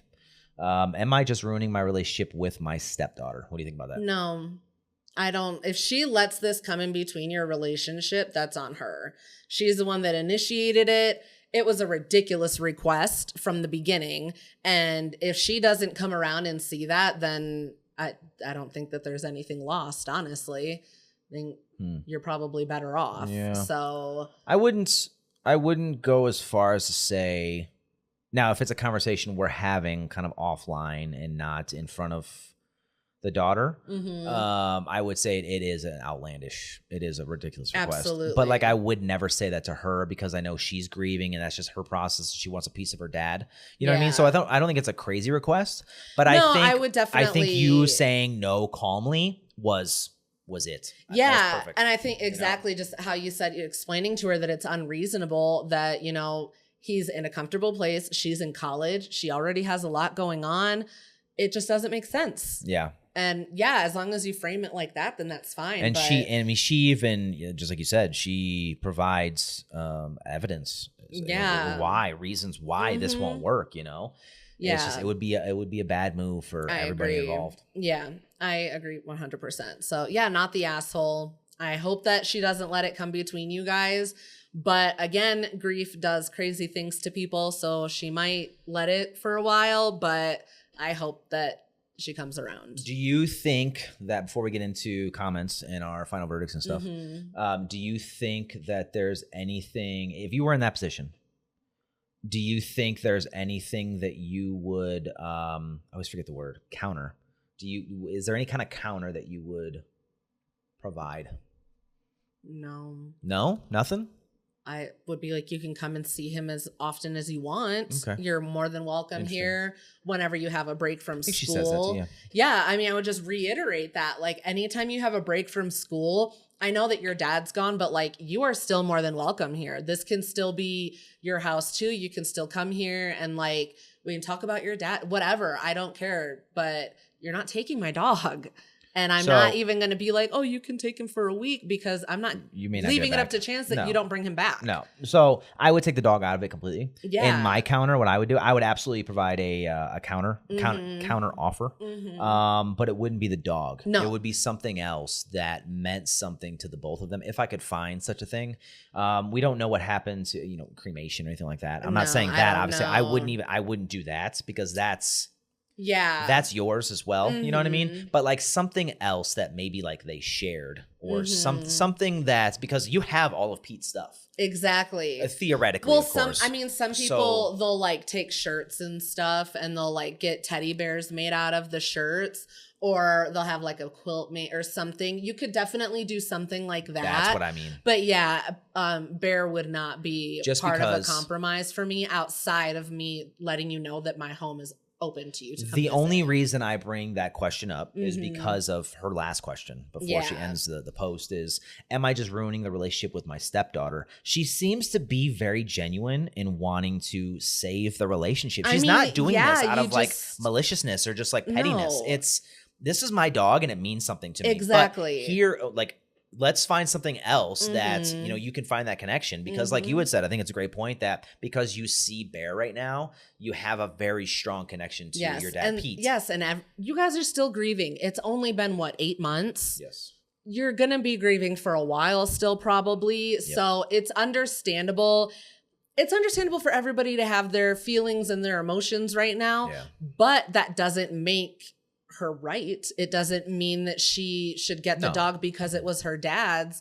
He's a living being. He's comfortable where he is. He just went through this. He's, like I said, he's grieving himself. Yeah. So it's not fair to take him out of that. I would definitely take the dog out of the equation altogether, with all the reasons that we've already laid out and OP laid out. But I would try to find middle ground to where it's like, okay, what else reminds you of your dad? Like, you can have anything else, right? Like, I can give you anything else.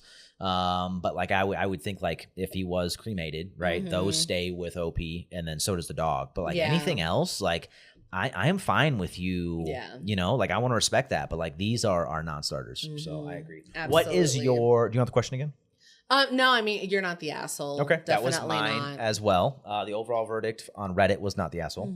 This comment says, not the asshole. All the reasons you gave her for saying no were completely reasonable, but grief makes people lash out. It's possible the relationship may be ruined, but not by your hand. She can accept it or not, which is basically what you just said. Yeah. Next one was not the asshole. The dog lost his best friend too, and you have been the one caring for him every day for the last 8 months. He should stay with you. He knows you, he's comfortable with you, and he feels safe with you. Yes. Which that's the biggest thing too, because you have to think what kind of traumatic kind of event, you know, that exactly. would cause.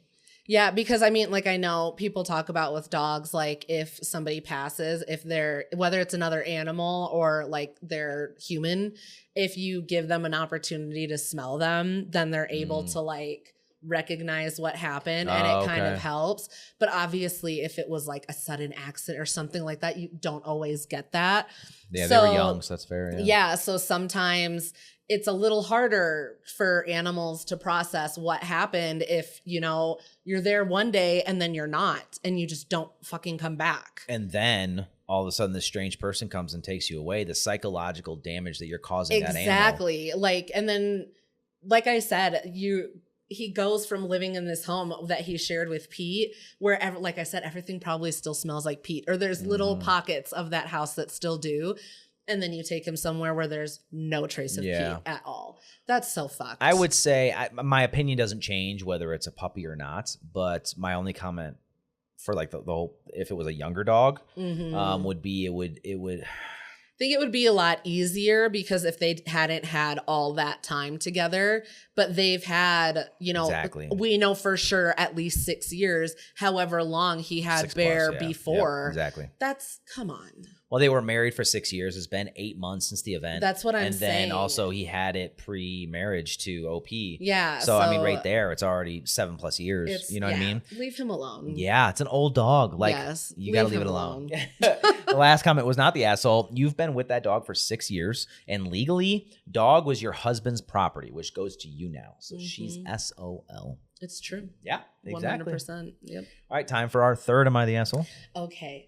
So this story is titled, Am I the Asshole for Telling My Son's Ex That Her Not Having a Family Is Not My Issue? My son was married for about 8 years, and they recently got divorced. This is about his ex that I will call Sam. Sam didn't have a good childhood. She was bounced around a lot as a kid. She was a kind person, and she integrated into the family quite well.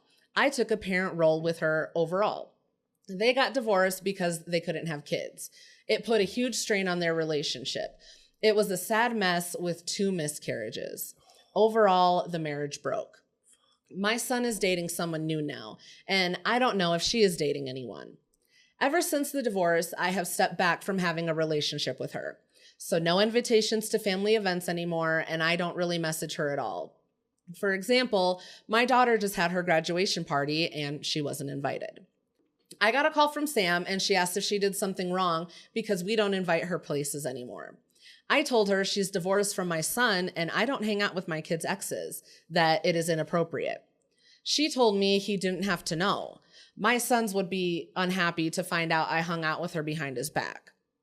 I told her she isn't family anymore because they divorced, and I won't be hanging out with her. We got into an argument about me abandoning her and that she has no other family. I told her that is not my issue and reiterated when you divorce someone, you don't hang out with the ex's family. She called me a see you next Tuesday, and I'm wondering if I was a dick. My family thinks it's really odd for her to try to hang out with me in the first place. Edit. The reason I know my son wouldn't want me to be in contact with her is because the divorce was messy, and at the end, they were both very unpleasant to each other. Also, she is the one who filed for divorce, not my son. I don't know why everyone assumes he did it. It was a bad day. He came home, got divorce papers, and then she kicked him out of the house. So again, am I the asshole for telling my son's ex that her not having a family is not my issue? This one's complex for me. I've been involved with this kind of scenario personally.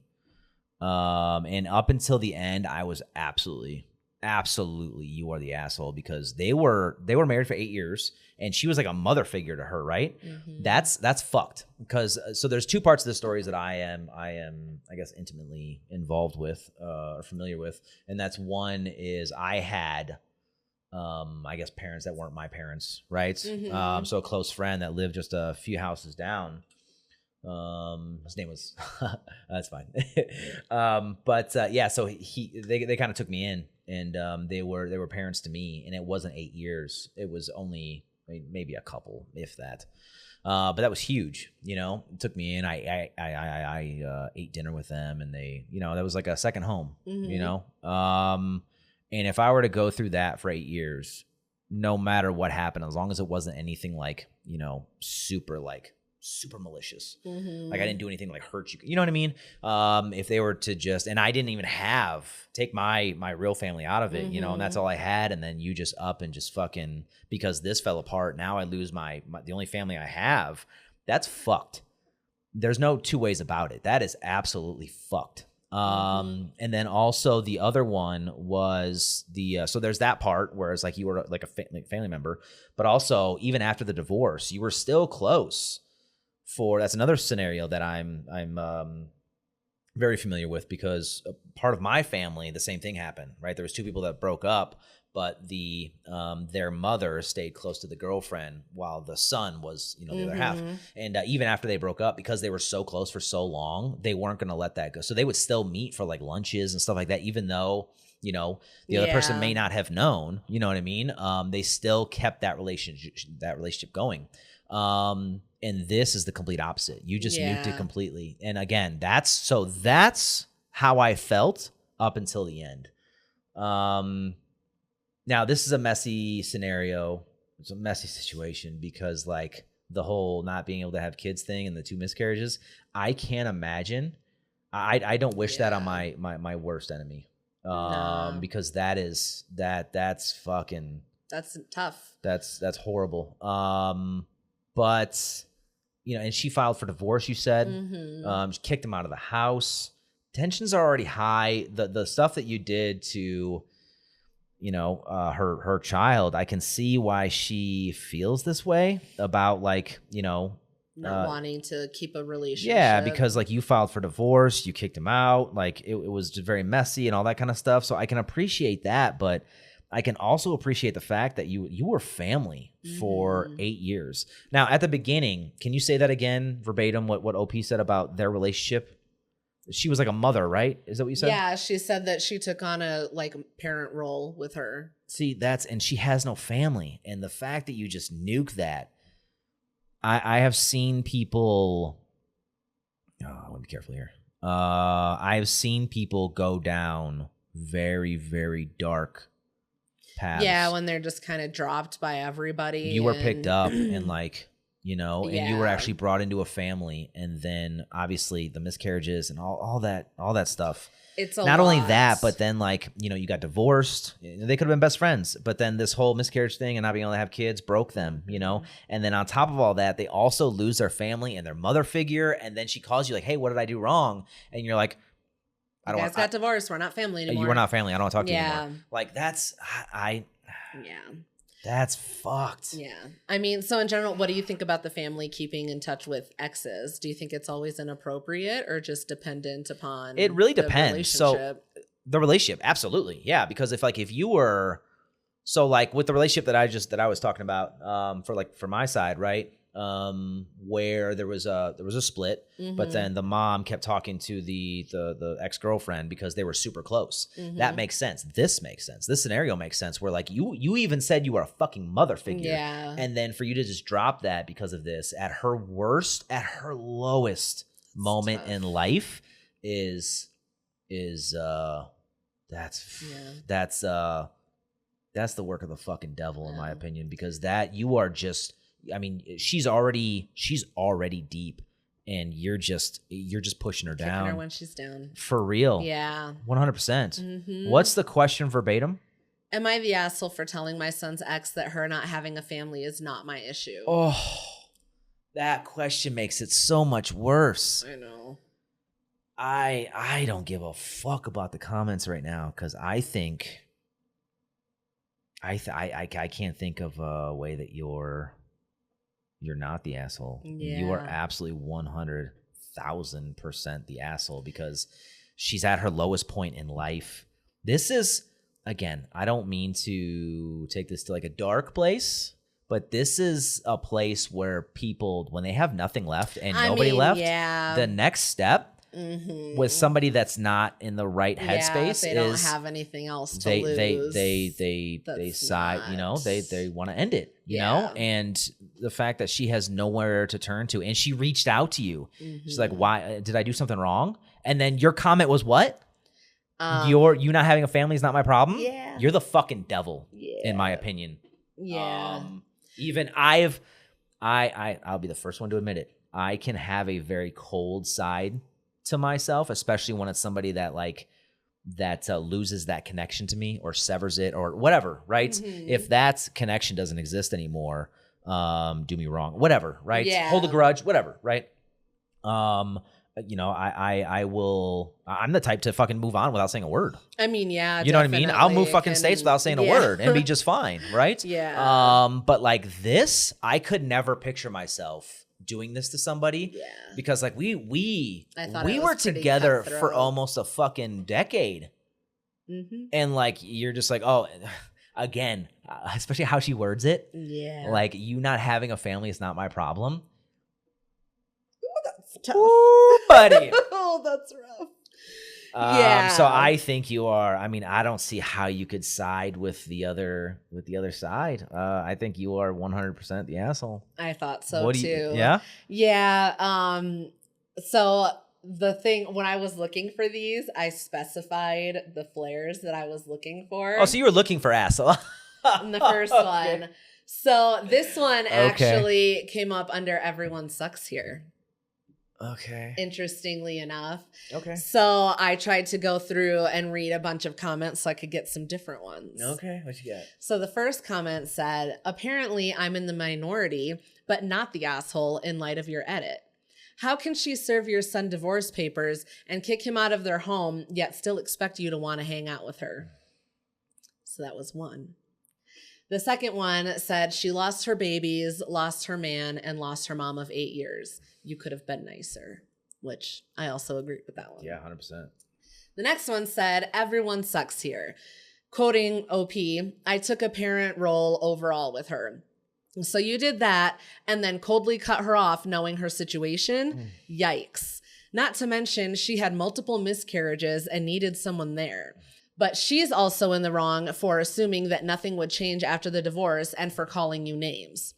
Also, implying you should keep a relationship with her at the detriment of one with your son. That's a really odd thing to expect. And then this last one is kind of long, but it says, you're the asshole. This person has been in your life for 8 years, has no family of her own, and has seemingly been dumped because your son didn't want her because she couldn't have children. This woman has been through hell, and you also abandoned her. Yeah, of course she's fucking mad and sad. She's been abandoned by the people she thought were her family because she wasn't able to have babies, something she probably very much wants herself.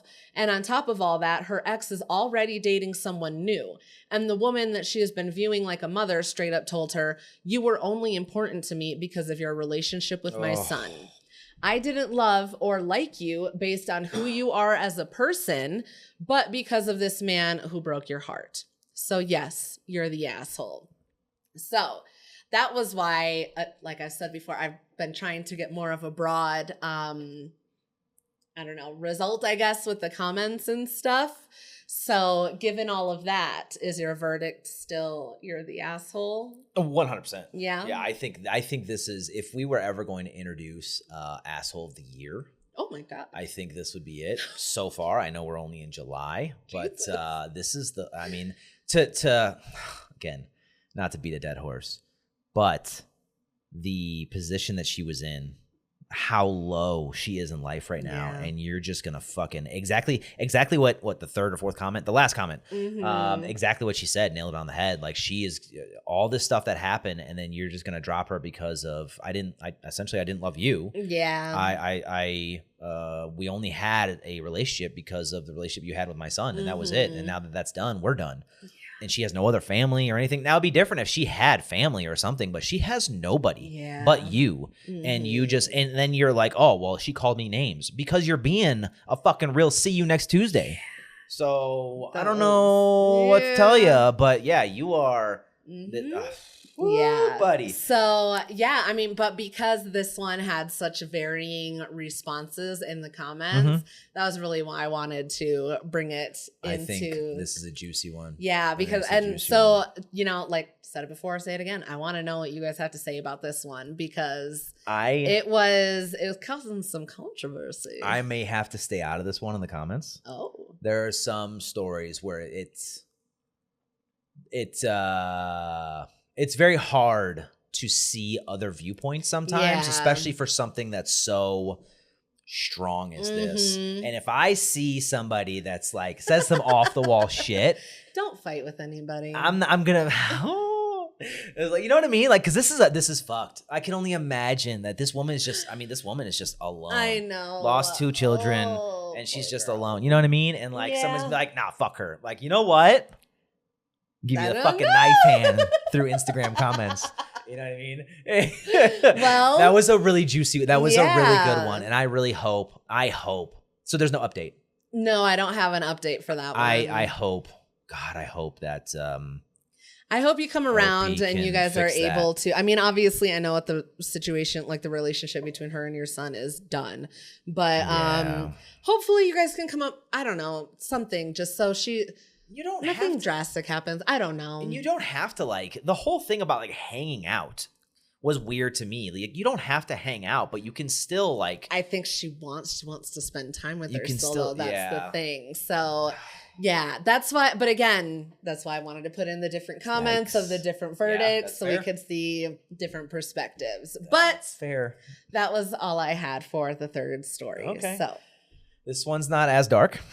So this story is titled, "Am I the asshole for refusing to get a less chaotic nanny?" Oh.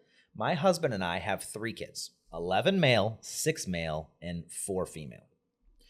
We have had a nanny, I think Mila, M-I-L-A. Okay. Mila, 21, for almost 2 years. Mila is a ball of chaos. That is the only way I know how to describe her. The girl just screams undiagnosed ADHD. So something you guys have in common. One of my kids and I have ADHD, so speaking from experience here. Some highlights include the last time she called in sick, which was a voicemail 20 minutes before school got out saying, "I don't know exactly what I did to my shoulder, but it hurts like a bitch and my arm's tingling. The advice people say is that this is an urgent care issue, so I think I'm going to be a little late."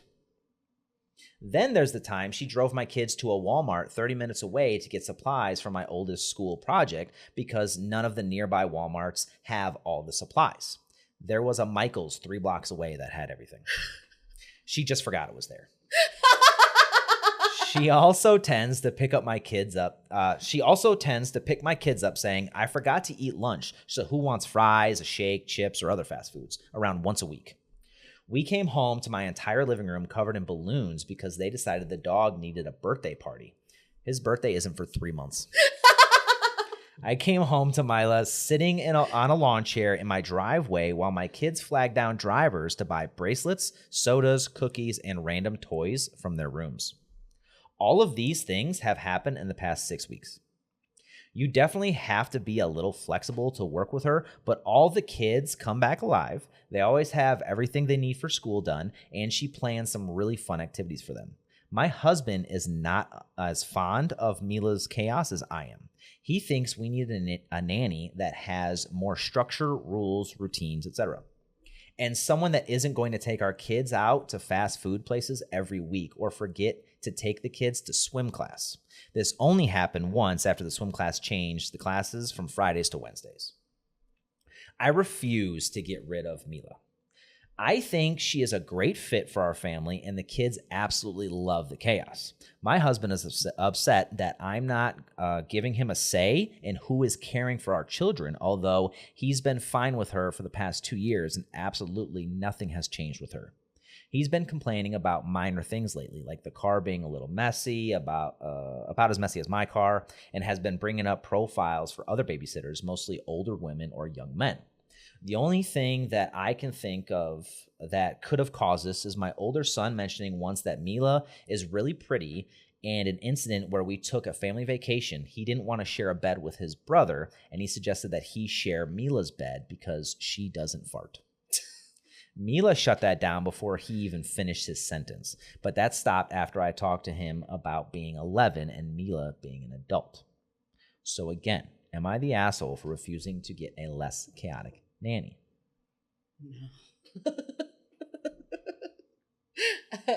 No. I mean, it sounds like it's a little bit chaotic, but everybody's having a good time. Everybody's alive. Okay. I think that maybe, I think that there's other reasons maybe why your husband doesn't want her around. I guess it could be because maybe one of your sons has a little bit of a crush on her. Maybe your husband has a crush on her. I don't know. Okay.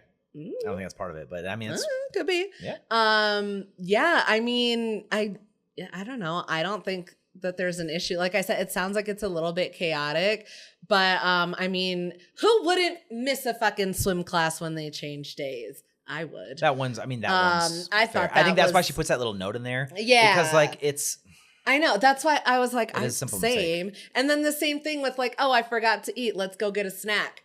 Same. I do that shit with my kids too. Okay. So like, maybe it's just because I see myself in Mila. Yeah. But I will say though, is that your everyday kind of chaoticness, how you like go through your day. Yes. But when it comes to the kids, that has never been a thing. Because I think we're missing. I think you're looking at the funnier side of it, which is the easier side, and obviously the more entertaining, right? Yeah. But like when you look at the things that are happening, the last minute cancellations. Okay, yeah, that would make me mad. Like now there's nobody picking up the fucking kids. Yeah. Right? Okay. So what do you think about the I don't want to steer this, so I'm gonna be careful. What do you think about, maybe I'll just read it again. Yeah. And then see what you think.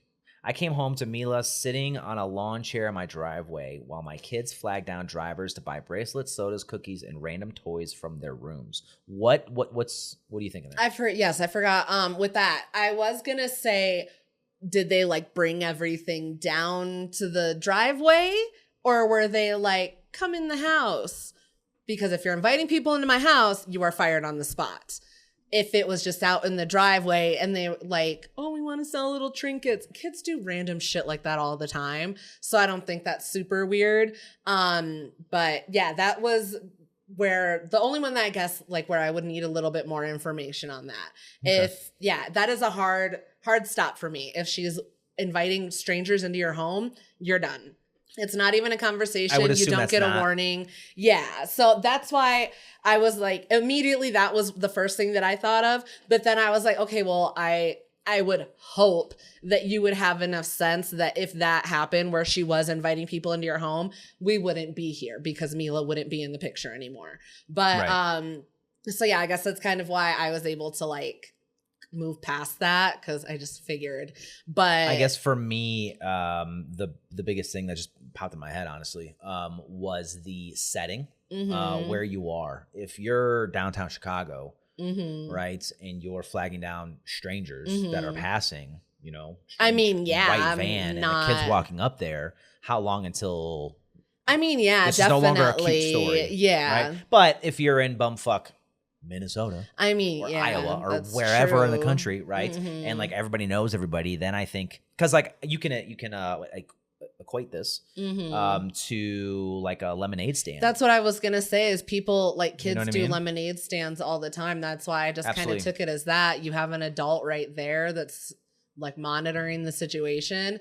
So that's why I wasn't that concerned about it. If they were out there by themselves doing that, I would absolutely be upset. But that's a situation where I would be like, hey, let's maybe not do that anymore. And, you know. What do you think about the dog's birthday party? I thought that was hilarious. I would have probably walked in and been like, what the fuck? Like, why didn't you do this the day of? You're with them every day. Why is this 3 months in advance? Again, I probably just been like, what the fuck is happening? Let's go. Fine. Let's eat some cake. Whatever. Let's sing him happy birthday. I don't fucking care. Like, I don't know. I guess maybe I just wouldn't think that a lot of stuff, if they're not in like danger, you're not doing anything inappropriate, then I don't think my only comment with that, and that's something that I before we get in the comments, that's something that I've kind of seen. But my initial response to that right there is when it becomes dangerous, it may be too late. I guess, but that's why I said that I mean? if it like with the lemon, like I equated that with the lemonade stand. Yeah. If I didn't like that and I saw it, then I would be like, hey, I'm not comfortable with this. You guys can finish this time, but like, let's not do this anymore or something like that, but just make it known. But yeah, I mean, I don't know. The same could be said for a parent though. You don't know when something's or you don't address it until the dangerous thing happens, and then you didn't realize that was something to look out for.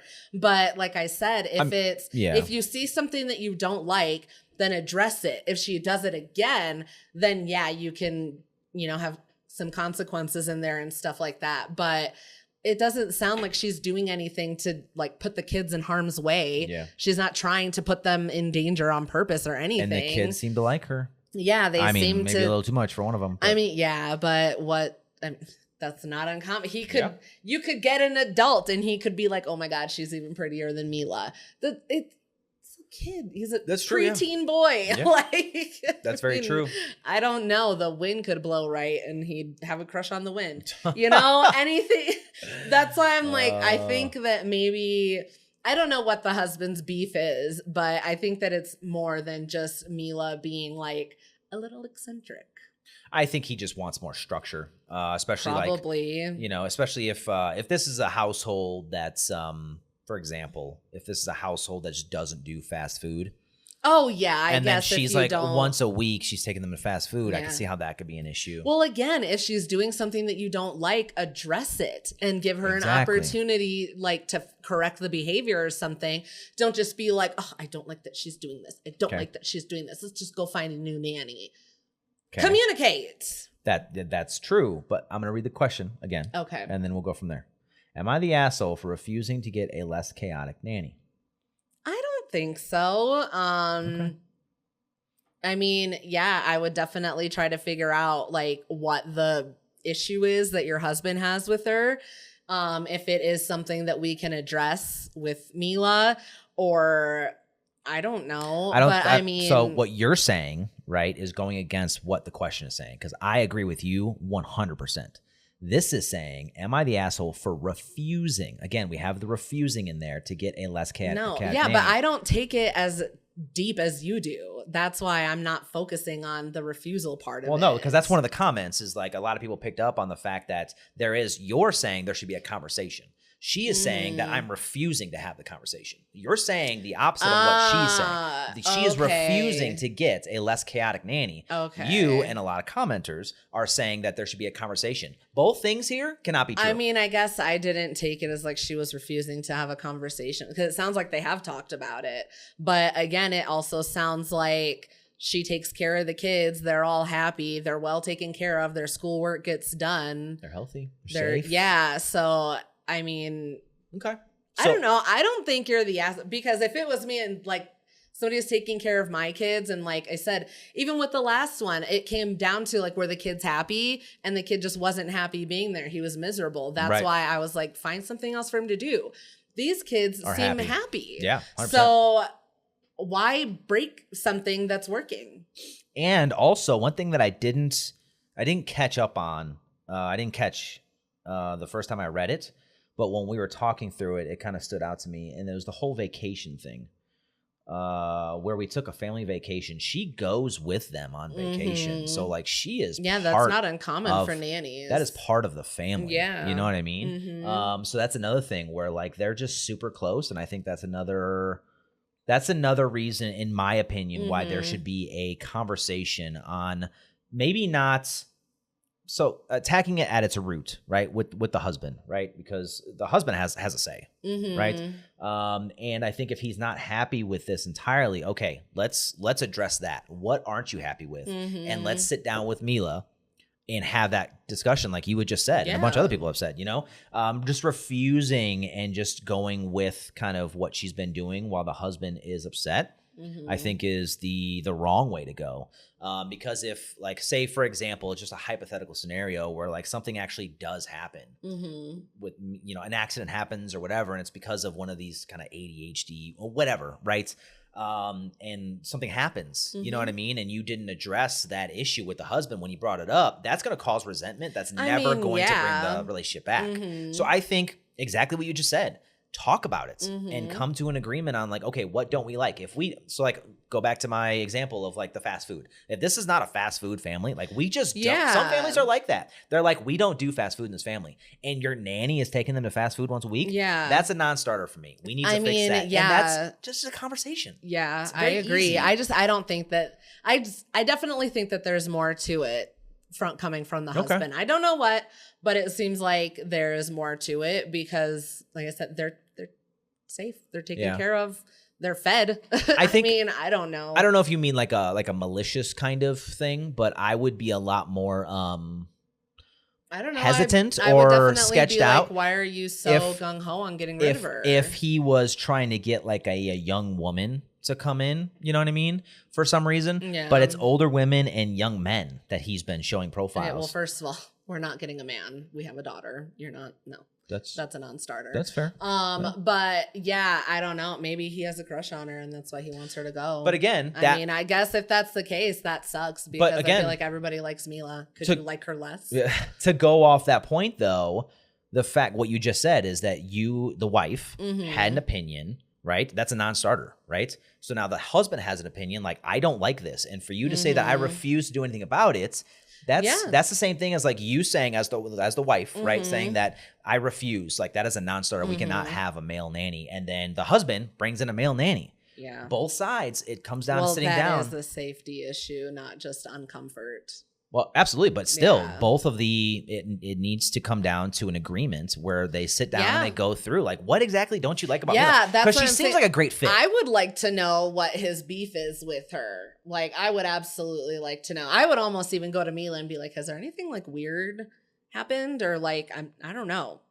It's like, something's off. Yeah. I'm not mad at you.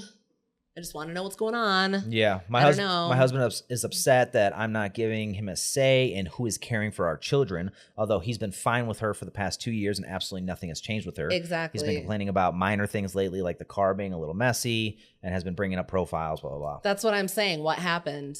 Why are you all of a sudden upset with Mila? What's going on? I would be more concerned about him suddenly wanting to get rid of her after being fine with her for 2 years. Yeah. More so than anything else that's going on.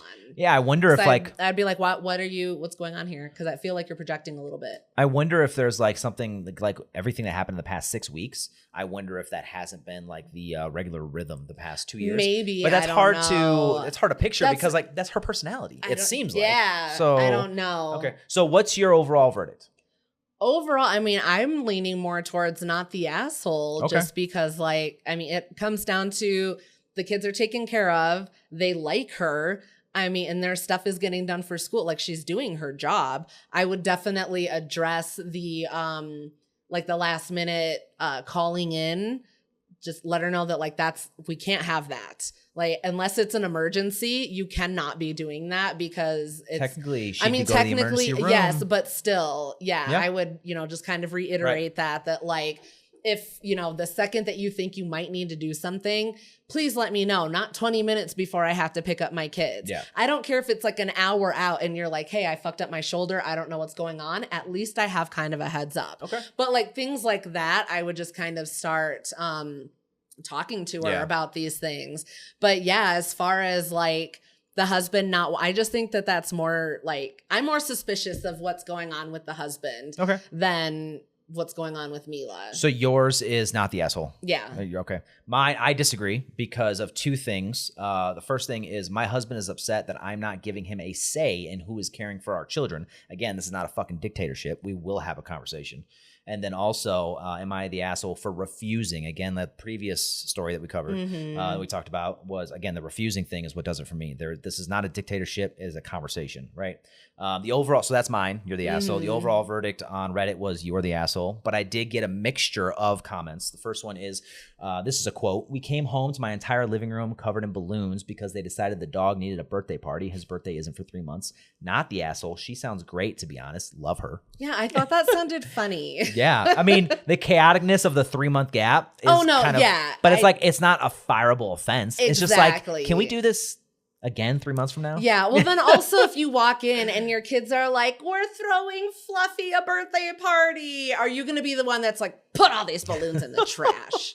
Come on. They're trying to have fun. Just start popping balloons. Exactly. Just fucking join in and bitch about it later when you go to bed with your spouse. Oh, yeah. The next one is this is the biggest one that I wanted to highlight. Is there a middle ground since your kids already have a strong bond with Mila? Yeah. Can you talk to her and tell her you appreciate her, but want to build in more structure and please no fast food, etc.? Seems worth a conversation and trying to compromise before making the switch. Exactly. That's where I was leaning to, is that there's, again, people in a relationship that have this kind of dictatorship where like, no, this is not a conversation. I just didn't take it as like finite, as like, this is a dictatorship. There is no conversation. I mean, I just took it as like they probably have. And she's like, no, I really like her. Yeah. And he keeps bringing it up. That's why I'm saying, I want to know what's going, why do you guys were fine with her for 2 years, or he specifically was fine with her for 2 years.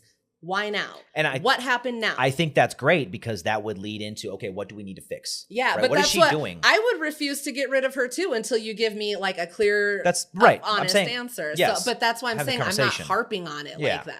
But that's why they need to have a conversation, sit down, and what is the root cause here? Because she seems to be a great fit, but like if you're not happy, we need to see what is the issue. Yeah, definitely. The next one was, and this was like the overabundance of them, was you're the asshole. Your husband should absolutely get a say in who watches his kids.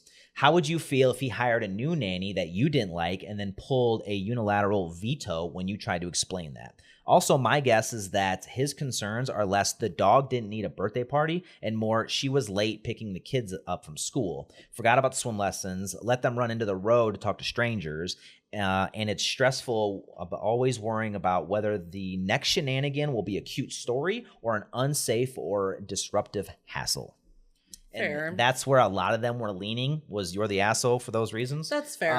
I will say, though, I do disagree with just because we talked through it, I do disagree with the running to talk to strangers a little bit, because I didn't think about like the what is it called? The lemonade stand. Yeah. A lot of kids do that, even unsupervised. But again, like that's how it's happening. Like you had said, how it's happening kind of dictates that. But yeah. Yeah. So, I mean, yeah, I guess maybe with like a little bit more clarification, I might change my mind. But just from what we have, I'm leaning more towards not the asshole, just because your kids like her a lot and they seem to be having a great time together. I don't know. Very chaotic. It would be really hard for me to be like, she can't come here anymore. Or like something like that. If like they really like her and I know like you are taking care of them. You're not going out of your way to put them in harm's way. But yeah, I would be like, can we please, like, you're driving my husband crazy and he's driving me crazy. Yeah. Can we please just stop the fast food? We got to find a fucking way to just stop the fast food. Everybody find a middle ground here, please, for the sake of the children. Yes, exactly. Yes. You don't have another one, right? No. All right, that was our last story. Okay. So now that we've gone through all of them, we have to decide who we think was the biggest asshole from our 4 Am I the Asshole stories. So we've got the camp critic, the late husband's dog, permanent ex-mill, and chaotic nanny. So who do you think is the biggest asshole? Mine, I mean, I think it's pretty obvious for anybody that watched the full episode. Story number 3, the permanent ex-mother-in-law is the goddamn devil to me. Yeah. So that's mine. I think that's worthy of the fucking year. Yeah, I was trying to come up with a different one. But no, I think I have to agree. I think that the permanent ex-mother-in-law or ex-mill, whatever, she's definitely the biggest asshole of this episode. She's awful. Yes. So now that we've voted, you guys let us know who you think was the biggest asshole, as well as letting us know if you think that OP in the first story was overreacting or not. Okay, not the first Am I the Asshole, but the overreacting. If you think that OP was overreacting about the cashier adding the tip onto their transaction.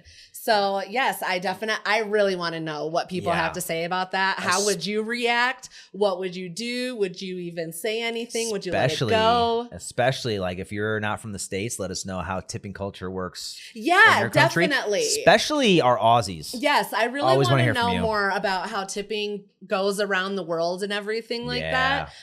Because I mean, like I've only done Germany, France, and England. So if outside of that, I mean, even that I'm not super familiar, but just the general idea, everything. Oh yeah, absolutely. Yes. So, do you have anything that you'd like to add for this episode? No, this is a fun one. This is a long one. Sorry. This is like 2 hours long. But there was a lot of banter in the beginning. There was a lot of fun. I like this one. It's okay. That's why we have timestamps. There you go. Yeah. So. That's another thing too. Maybe you can make this a short, but I'm getting a lot of, well, not a lot, but I'm still getting some questions.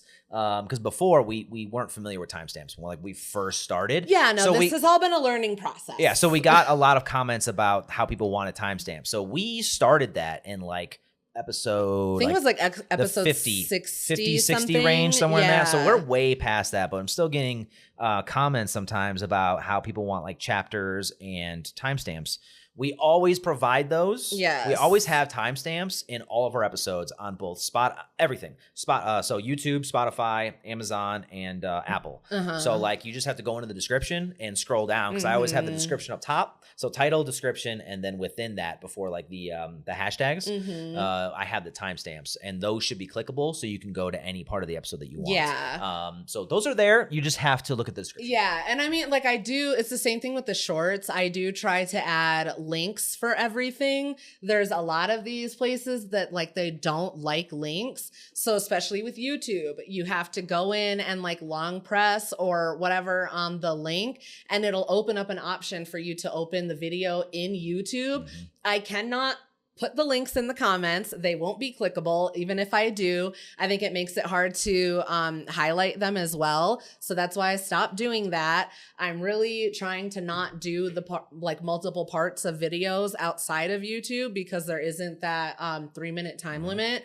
Also, you have to understand as a listener, either whether you're listening to our shorts, if this is a short right now, or if you're listening to the long form content, the full episodes, these platforms don't want you to leave the platform. Exactly. So if you're listening to this on Instagram right now and you want to see the full episode on YouTube, we can't always do that because then the views are going to be suppress it. Yeah, exactly. They make it so that you can't see the video. Because that video is going to take you off platform and they don't want you to do that. Exactly. So we're trying to make everybody happy. We're trying to make it easily accessible for the viewers, but then also trying to abide by all the social platform rules. And also, please just keep in mind that we're just 2 people. Yeah, for real. We don't have a team. It's just us. Another thing. I mean, we have Allie. She's great. Well, yeah, the editor. Oh, yeah, absolutely. No, the editor. But other than that, it's just the 2 of us. Yeah. So I mean, managing the socials, it's just us 2. So another thing though is that another way to make it easier for everybody is that I think I started it in 110. I went back on all the episode platforms, and I put the episode number. So it's EP. Yeah. All the way from 110 up and I'm going to keep that going. Yeah. So when you over time we can try and backtrack and stuff, but I said, with just 2 people, with every time that we're trying to make these changes to make things a little bit easier for you guys, it's not easy to go through and make all the changes. I'm not going through because we have to do those manually. Yeah. So I understand if people are frustrated that things are a lot more chaotic in the beginning. I believe I said in the very first episode, we didn't know what the fuck we were doing. And sometimes I still don't. Yeah, this is still very much a learning process. So with that said, if you have a suggestion or you want a link or something like that, I am more than happy to abide by that where I can. But if you're going to be rude about it. Yeah. And also every short, because Miranda manages the shorts, and then I manage the full episodes. So when she does the shorts, she'll include the episode name. Mm-hmm. So when you see that, when it's episode whatever, and then the title of it, that's what you're going to see. That's why I made that change. Yeah, that's what you're going to see when you go to the full episode platforms, YouTube, Spotify, Amazon, and Apple, is that you'll see just that episode number, just like that. And then you'll actually see the title of it. I just can't link the episodes everywhere. Right, but it'll be easier to navigate to whatever episode you're trying to see. Yes. So that was a long walk for a short drink of water to say we're trying our best. And we hope that you all still enjoy it. Yeah. Even when it gets a little difficult. There you go. I don't know. Enjoy the chaos. Yes. We appreciate you for being here. Yep, 100%. So thank you very much. And as always, if you would like to submit your own story to be read on an episode, please email them to therantingpodcast@gmail.com, or you can submit it to our Reddit community on Reddit. Yep. The Ranting Podcast. Yep. Yes. And then, of course, let us know if you'd like to be named or remain anonymous. Do what you want to do. I'm here for you, boo. So if you're enjoying listening to the podcast, please like, share, comment, subscribe, all that jazz. And aside from our full episodes available on YouTube, Spotify, Amazon, and Apple, you can also find us on Facebook, Instagram, TikTok, and now Reddit, all under The Ranting Podcast. Boom. So come find us everywhere and come hang out. Yeah, hit us up. And I'm so excited to go eat some crab. Yeah. So crab while oil. I'm doing that, why don't you guys keep ranting and come tell us about it? There it is. Okay, bye. Bye.